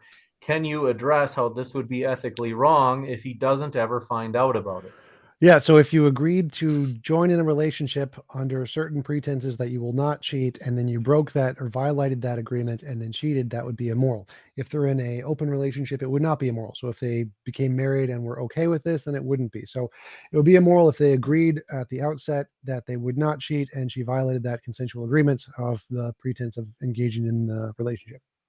This one from Hassan Korna says, Daniel, if it wasn't for liberalism, Islam will not spread in the West. You should be thankful for it. If it were not for liberalism, well, I mean, if it weren't for liberalism, the Muslim world wouldn't have been brutally colonized. If it weren't for liberalism, France wouldn't have genocided 3 to 8 million Algerians in Algeria. If it weren't for liberalism, the subcontinent wouldn't have been brutally occupied by the British. If it weren't for liberalism, you wouldn't have 3 million Muslim deaths in Indonesia in the 19th century. These are all the products of liberalism. So let's actually be fair in how we evaluate these things. What do those have to do with individual rights, civil liberties, democracy, and free enterprise? Because I'm missing out. Yeah, all the liberal thinkers were also in favor of colonialism. Watch my debate with Destiny. That has nothing to do with liberalism. Yes, it is. They're the liberal philosophers. Is John Stuart Mill a liberal philosopher? Partially, but again, liberalism You're an is idiot. individual Partially. rights. He's partially a liberal philosopher. Okay, that makes Yes, sense. he's He partially. was also a colonial No. administrator Liberalism within the is subcontinent. liberalism is individual rights, civil liberties, democracy, and free enterprise. If you add anything else, you're not adding Yeah. liberalism. You're adding something else. No, all of these liberal thinkers believe that, yeah, they believed in individual freedom. They believed in personal rights, free enterprise, etc. But they believe How that, did look, you those have to things impose lead to this. genocide?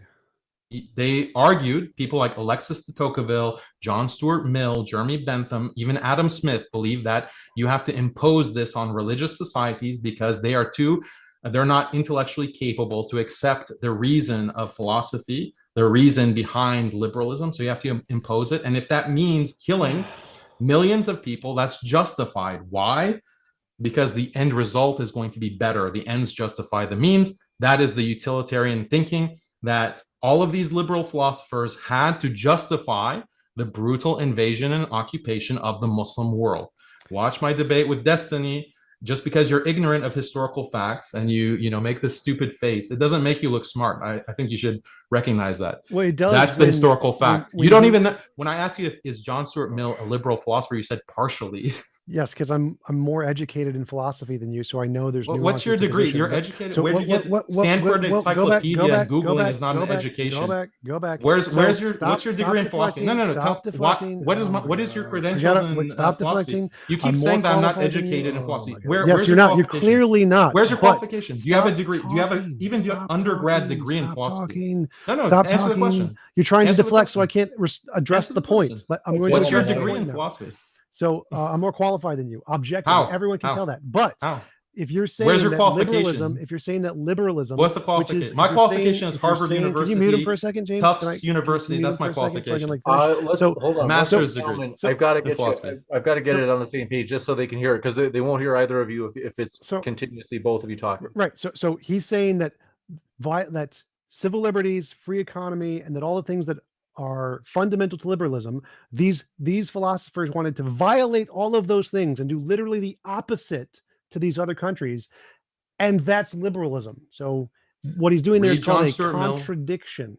Read John Stuart Mill. He says that, look, yes, we have to sometimes implement a benign dictatorship on barbaric people who are yet to see the light of liberty. Is that a part of liberalism? Or yes, is that it's in his book. It's in his book on liberty. On liberty. Read the book on liberty. He says sometimes it is necessary to impose despotism on these masses of non-liberals until they become acculturated to the liberal superior way of life. Alexis de Tocqueville, in front of the French government, argued that's not a part of liberalism. I don't think you understand. They are liberal philosophers. On Liberty is a book of philosophy, is it not? Oh my God, I don't. John Stuart Mill is a philosopher, is he not? Alexis yes, he is. How about a philosopher. Sam Harris? Is Sam Harris a liberal? Hold on. Is Sam Harris a liberal? He says that we need to. It is justified to nuke Muslims, preemptively nuclear strike. How are you Muslims so dumb? How are you so dumb? It is not acceptable, morally acceptable to preemptively nuclear strike the Muslim world if they do not accept liberal beliefs. End of faith. This is Sam Harris making this argument. A liberal saying something is not equivalent to liberalism. Liberalism. It is in the book on liberty. It is in. Yes, it is. The book on liberty is not the end-all, be-all book of liberalism. Liberalism has progressed. Consent of all of these major liberal thinkers who were also part of the colonial project. So dumb. John Stuart Mill, Alexis de Tocqueville, Jeremy Bentham, Adam Smith. Man says, TJump, as a moral objectivist, don't you think it's impractical to base morality on something as inconsistent and volatile as feelings? Feelings are the phenomenon of morality, how we experience it. They aren't the thing that it makes it true. So we're not basing it off feelings. Feelings are interpretation, kind of like vision. If morality is a real thing, our intuitions are how we sense it, kind of like how our sight is how we see things. We don't base what we're seeing off of our sight. We try to correspond and test it outside of that. Moral intuitions are the phenomenon. They're not the morality itself. This one coming in from, thanks for your question as well. WLZXX says, The UK has a higher marriage rate and lower divorce rate than almost all Sharia compliant countries. There's no evidence that Islam preserves marriage. No, I don't believe that's true. Grays 174 says, why is God's justice perfect? What does that mean for it to be perfect?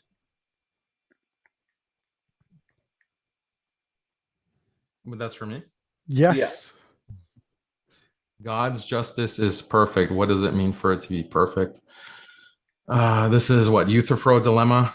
Like, that's perfection is God's nature. So justice, we refer justice back to God's nature, God's names and attributes. That's where we get, the idea of justice and perfection. The source of perfection is God. It's the what is a woman question for God. So like you've heard that the Matt Walsh thing, like what is a woman? And they say, well, a woman is anybody who defines as a woman. So they're asking the same thing about God. Is God, if whatever God does is good, what does that mean goodness is? Yeah, I know the Euthyphro dilemma. I know. It's like a stale argument. It's G.E. Moore's open question argument. It's not the Euthyphro. Yes, it is. No, it's not. No, it's not. No, it's not. This one's Tom, from you're just Hopewell. like, you're so ignorant and you're so foolish. Like the only answer that you have to any point is to do this move and say no, and to refer to the Stanford Encyclopedia. I literally tell you the philosophy. That's the only moves that you have. So you don't know G.E. Moore's just open question contradict. argument. You don't know. Yes, G.E. Moore has commented on the nature of goodness and morality. Yes, but it's also the Euthyphro dilemma. You can't just tell me, like, you just negate everything that I say by saying no. How can you know? How can you know that the person who wrote this comment is referring to G.E. Moore instead of the Euthyphro? Because that's literally the G.E. Moore question. Is something the definition of good? What is goodness? Is something good because G.E. Moore talked about God and the definition of God's justice? No. G.E. Moore talks about that in his open question. Yeah. Oh my God. Whenever you get trapped on something, you're so dumb. You do this stupid move. Yeah. Okay. I'm the one who's dumb here. Yes, you Good are. job.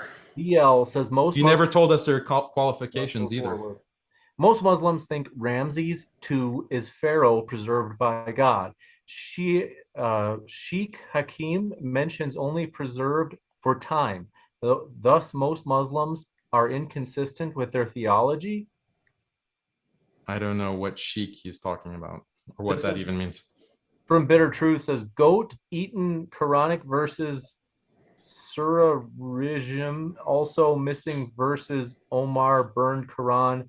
How do we know the Quran is preserved? Is this because it's in the Quran, Daniel? No, it's a fact about academic secular textual criticism. So go talk to academics within Islamic studies who are not Muslim, and they will attest to the historical preservation of the Quran, and they will date it to within the Prophet Muhammad sallallahu alaihi wasallam within his lifetime. This one, that's not Muslims saying that. That's non-Muslims. Famo TV says, Tom, in liberal and secular USA, you have a constant stream of breakups and monogamous relationships breaking up, not to mention high rates of depression. Please address this. What address what? Like, I think they're saying more that secularism. I think they're trying to kind of make the case that secularism is leading to this, given that sort of, yeah. When you don't have forced marriages and rapes and punishment by death if you leave them, then yeah, there's a lot more promiscuity, and you can leave relationships and get divorces, and that's fine. So yeah, if you don't outlaw people being free to change relationships, then yeah, you're going to get a lot more changing relationships, and that's a good thing, not a bad thing. It's a good thing that 60% of the male population can't find, a partner. That's a good thing. It's better than legalized rape, like in Islam. Oh yeah, legalized rape. Okay. See, this is like your problem, Tom. Like, you don't understand and you don't want to understand. Well, that's the consensus among academics, is that it's legal rape. Oh, okay, yeah. They say there are higher rates of depression in these liberal and secular USA. That's the same question, right? Yeah, but I don't know did you address the depression part? Oh, yeah, the depression part is related to, again, as I mentioned earlier, because we're a more free society and you can measure depression and happiness in a much greater extent, the quality of life is assessed based on psychological measures rather than material measures. So the rate of depression is higher for people who don't have access to social lives. And in our society, it's more isolated. But again, even though that's the case, it's still better in every other metric. So yes, there are some that are worse, some metrics that aren't perfect. We're working on them, but it's still better in literally every other metric. No, it's better when you They off are- yourself. More people killing themselves is better. It's better than Islam, that's for sure.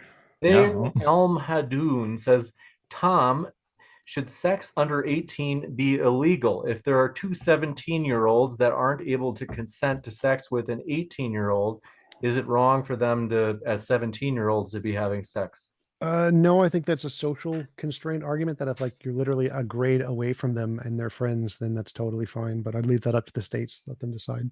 They can't meaningfully consent, according to you.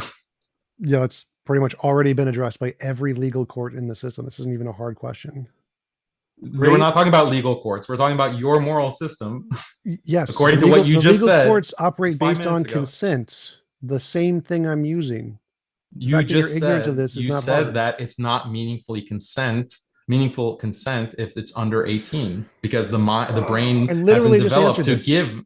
I You literally just appeal answered to this. court. You appeal to the court system. Yes, if That's they different are from in, you.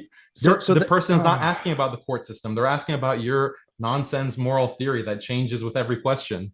So that 18-year-old is closer to a brain state like the 17-year-old. And so because they are similar and met each other probably way before, it's totally fine. Like there's no problem. This is not even a hard issue. The fact that you're just ignorant of this is just pathetic. I'm Great. ignorant about what 18-year-olds or 17-year-olds not being able to consent? Or is this just the standard thing that you say to everything that I say? You're ignorant. Well, you are ignorant of everything. So it's Grays going to be my go-to standard 174 for says- sure. Grays 174 says, why base morality on consent instead of suffering, Tom? Because you can consent to suffering. So suffering isn't necessarily evil. There can be good examples of suffering. And so if we based morality off of suffering, then it would eliminate many goods in the world. So for example, video games. Video games is very stressful. Hypothetically, you could play on a hard difficulty and it can cause you suffering, but maybe you want to play the video game, in which case it's not immoral. If we based morality purely based on suffering, then it would be immoral to play a really hard video game and make it stress you out. So not all bad things or not all good things involve a lack of suffering. So suffering can be good. This one from Melvin Waterin says, TJump, we just heard you say, oh my God, do you believe that God exists or not? I don't know if they're serious. No, I do not believe that God exists, but I like the insult. Marty Mad Scientist says both. How does your objective morality accommodate technology advances? Quote, stupidity got us into this mess. Stupidity will get us out, unquote. Homer from The Simpsons. Was that a question? Was that a question? In some way, they just ask, how does your objective morality accommodate the fact that technology advances? I don't understand. Morality doesn't cause technology to advance or vice versa. They're separate things. Gotcha. Any thoughts on that as well, Daniel? Yeah, I didn't really understand the point. I think that technology definitely affects what people understand to be moral. I think that technology is driven by moral considerations. I think a lot of technology is driven through a atheistic worldview and the idea that what's most important about life is bodily pleasures and like increasing consumption. So I think a lot of technology is driven with that understanding of value. But that is destructive to humanity because there are other very important values that human beings have that I mentioned before, like having value for marriage, for family, having a loving community, belief in God. These are all things that human beings deeply value, but a lot of technological progress is predicated on this view that the only thing that matters is bodily pleasure. So it's no surprise that we are in a world with a lot of technology, but people are more depressed, people are more lonely, they're more atheistic, and they're suffering. That's, it's partly due to technological progress. This from DL says, do most Muslims think as deeply about faith as you? If not, why would people go to hell when to them it is just like Christianity to a Christian? I think everyone has a certain capability to evaluate evidence and to come to the conclusion that God exists. Again, it's something that literally people are born with. Again, this is the Islamic belief in fitrah, but it's also something that's corroborated by cognitive science of religion, that people naturally grow up and develop this belief in God. And then at that point, people can evaluate, like, what is the correct religion when it comes to worshiping God without partner. And Islam just says that, there's one God who created us, and that God is the supreme perfect being. He has no partners, he has no assistants, and people should worship him alone without partner. That's basically what Islam says, and that's, I think, the most rational position. And people can evaluate that. Anyone can evaluate that on the world today, as long as they're not like insane. You got it. This one coming in from, do appreciate your question.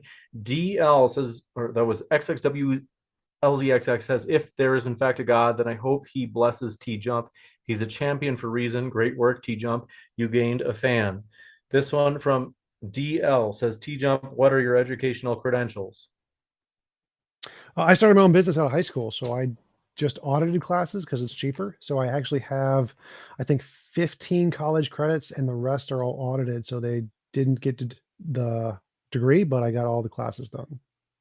This one from Grays 174, quote, what is a woman but for God's justice perfection is really funny, Tom. Thanks for that one. Is there discourse put in that way that I can follow up? What? I don't know if they're asking for your Discord or what. I'm confused by that.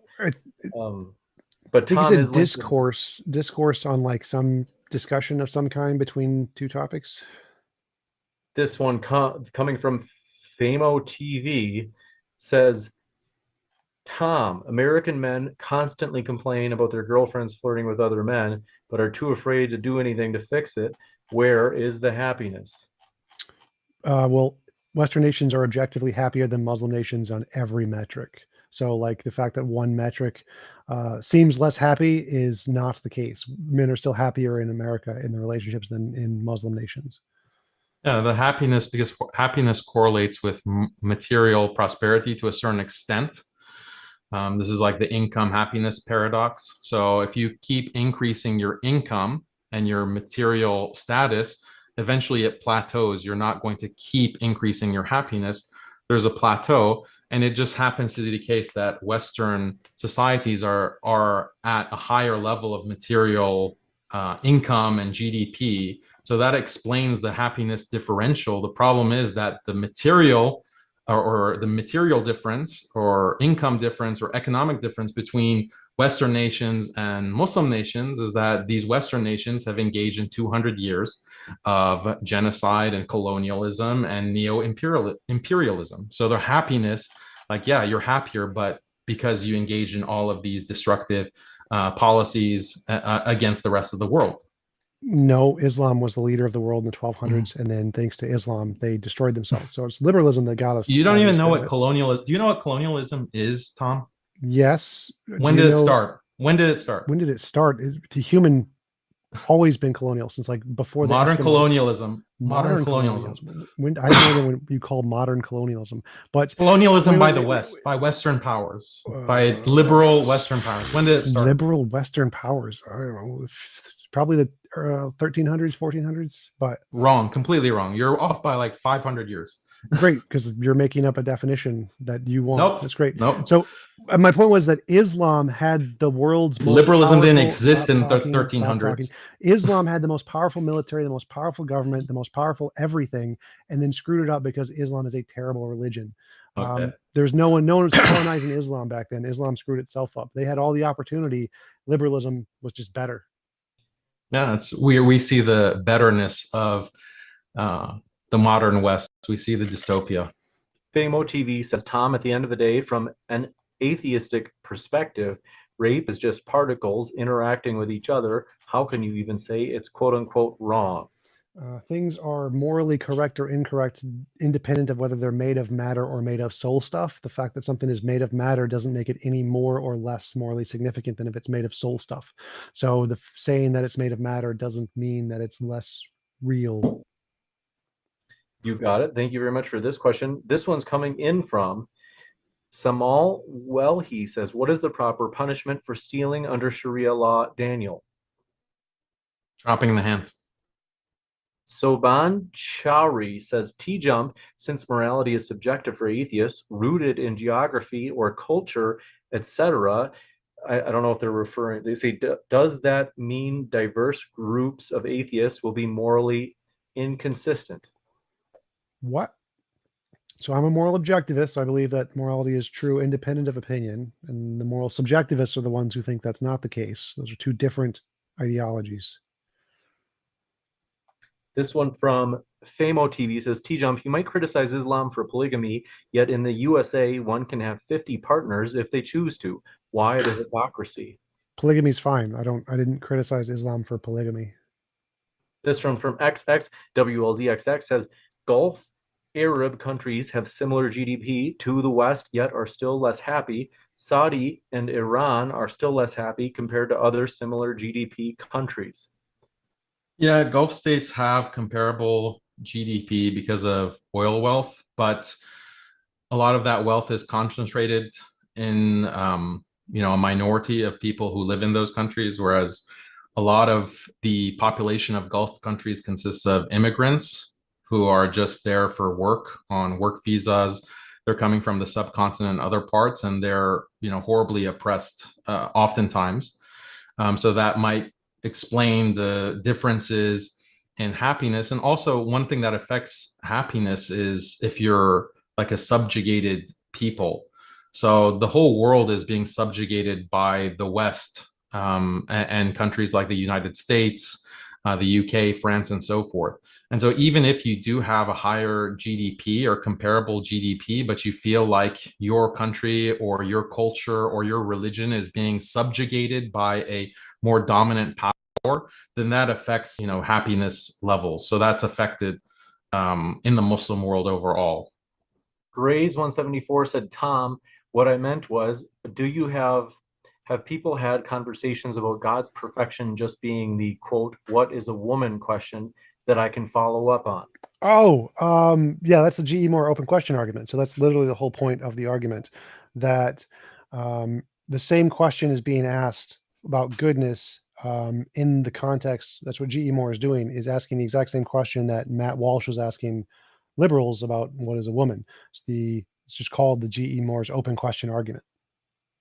This one coming in from my XO 1402 said to Daniel, don't you think that any book can be quote unquote preserved if Muslim kids were forced to memorize it at a young age for 1,500 years?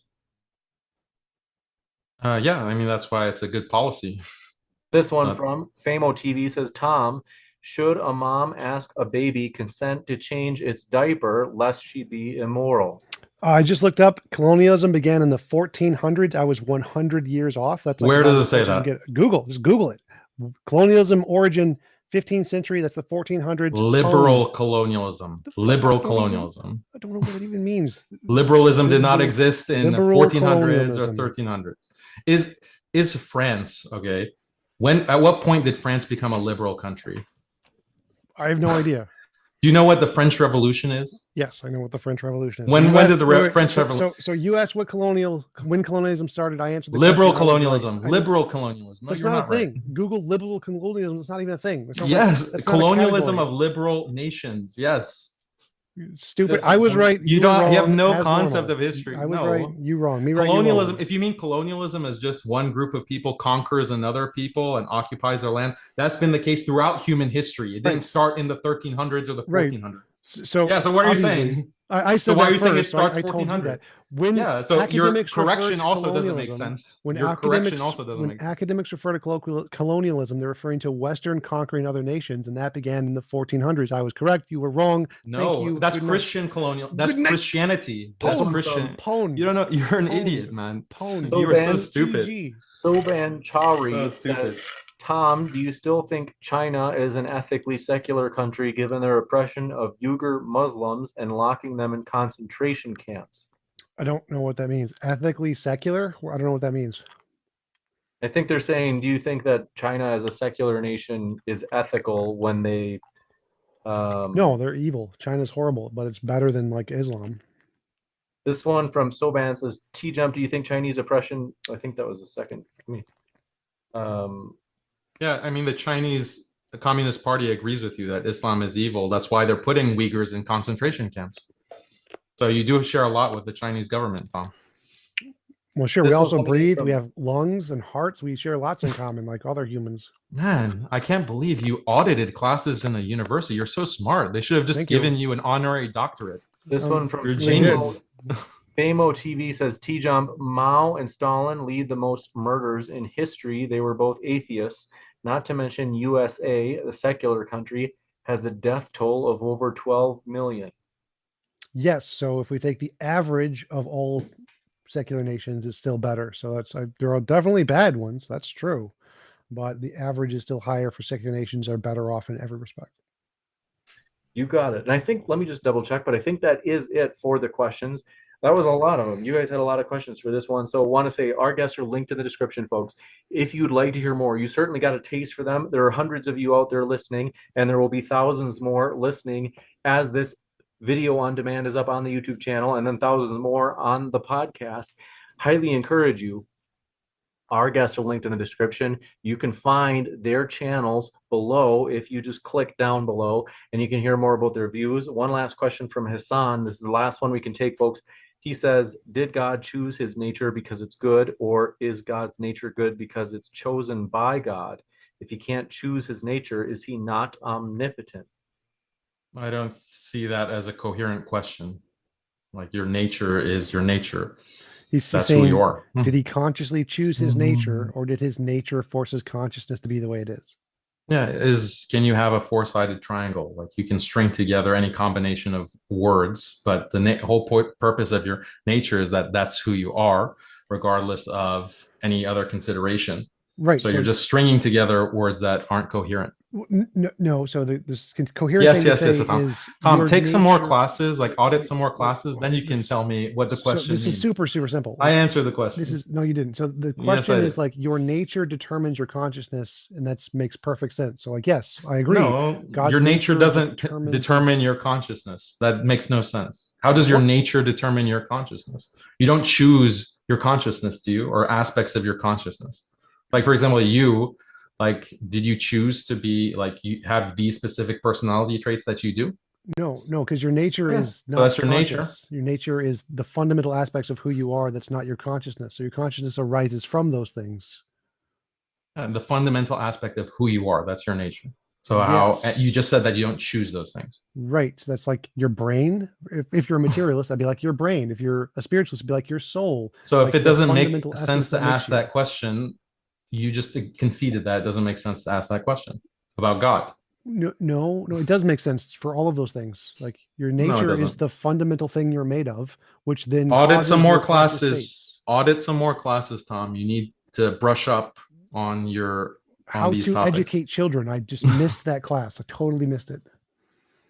Yeah, you missed a lot. I'm We afraid to must say. move on to the end. So I want to say thank you very much, Daniel and Tom. It's been a true pleasure. This was an epic debate. Seriously, this was a fun one. It was a lively one. You guys we do appreciate you guys. And again, they're linked in the description, folks. I'll be back with a short 2-minute, you could say, post-credit scene in just a moment, folks, to let you know about upcoming debates. If you have not yet, hit that subscribe button. We have many more debates coming up in the future that you don't want to miss. As an example, apostate prophet and Muslim apologist are debating next weekend. You don't want to miss that one. So hit that subscribe button and that notification bell. But one last thank you to our guests. It's been a true pleasure to have you, both Daniel and TJump. Thank you. See you guys later. Bye. Thank you guys. It's been a true pleasure. Very lively to say the least. So let me know if there's anything I can do to make your day easier. If you'd like me to add any links to the description box, I can add. I already have your YouTube channels, but if you want me to add other ones, I'm happy to. And then if you don't already, I think both of you were live streaming, but if you want a copy of the debate anyway, I can send you one if you for some reason wanted a copy. So Okay. More live Thanks a lot. debates. We need more Thanks, live guys. debates. Take care.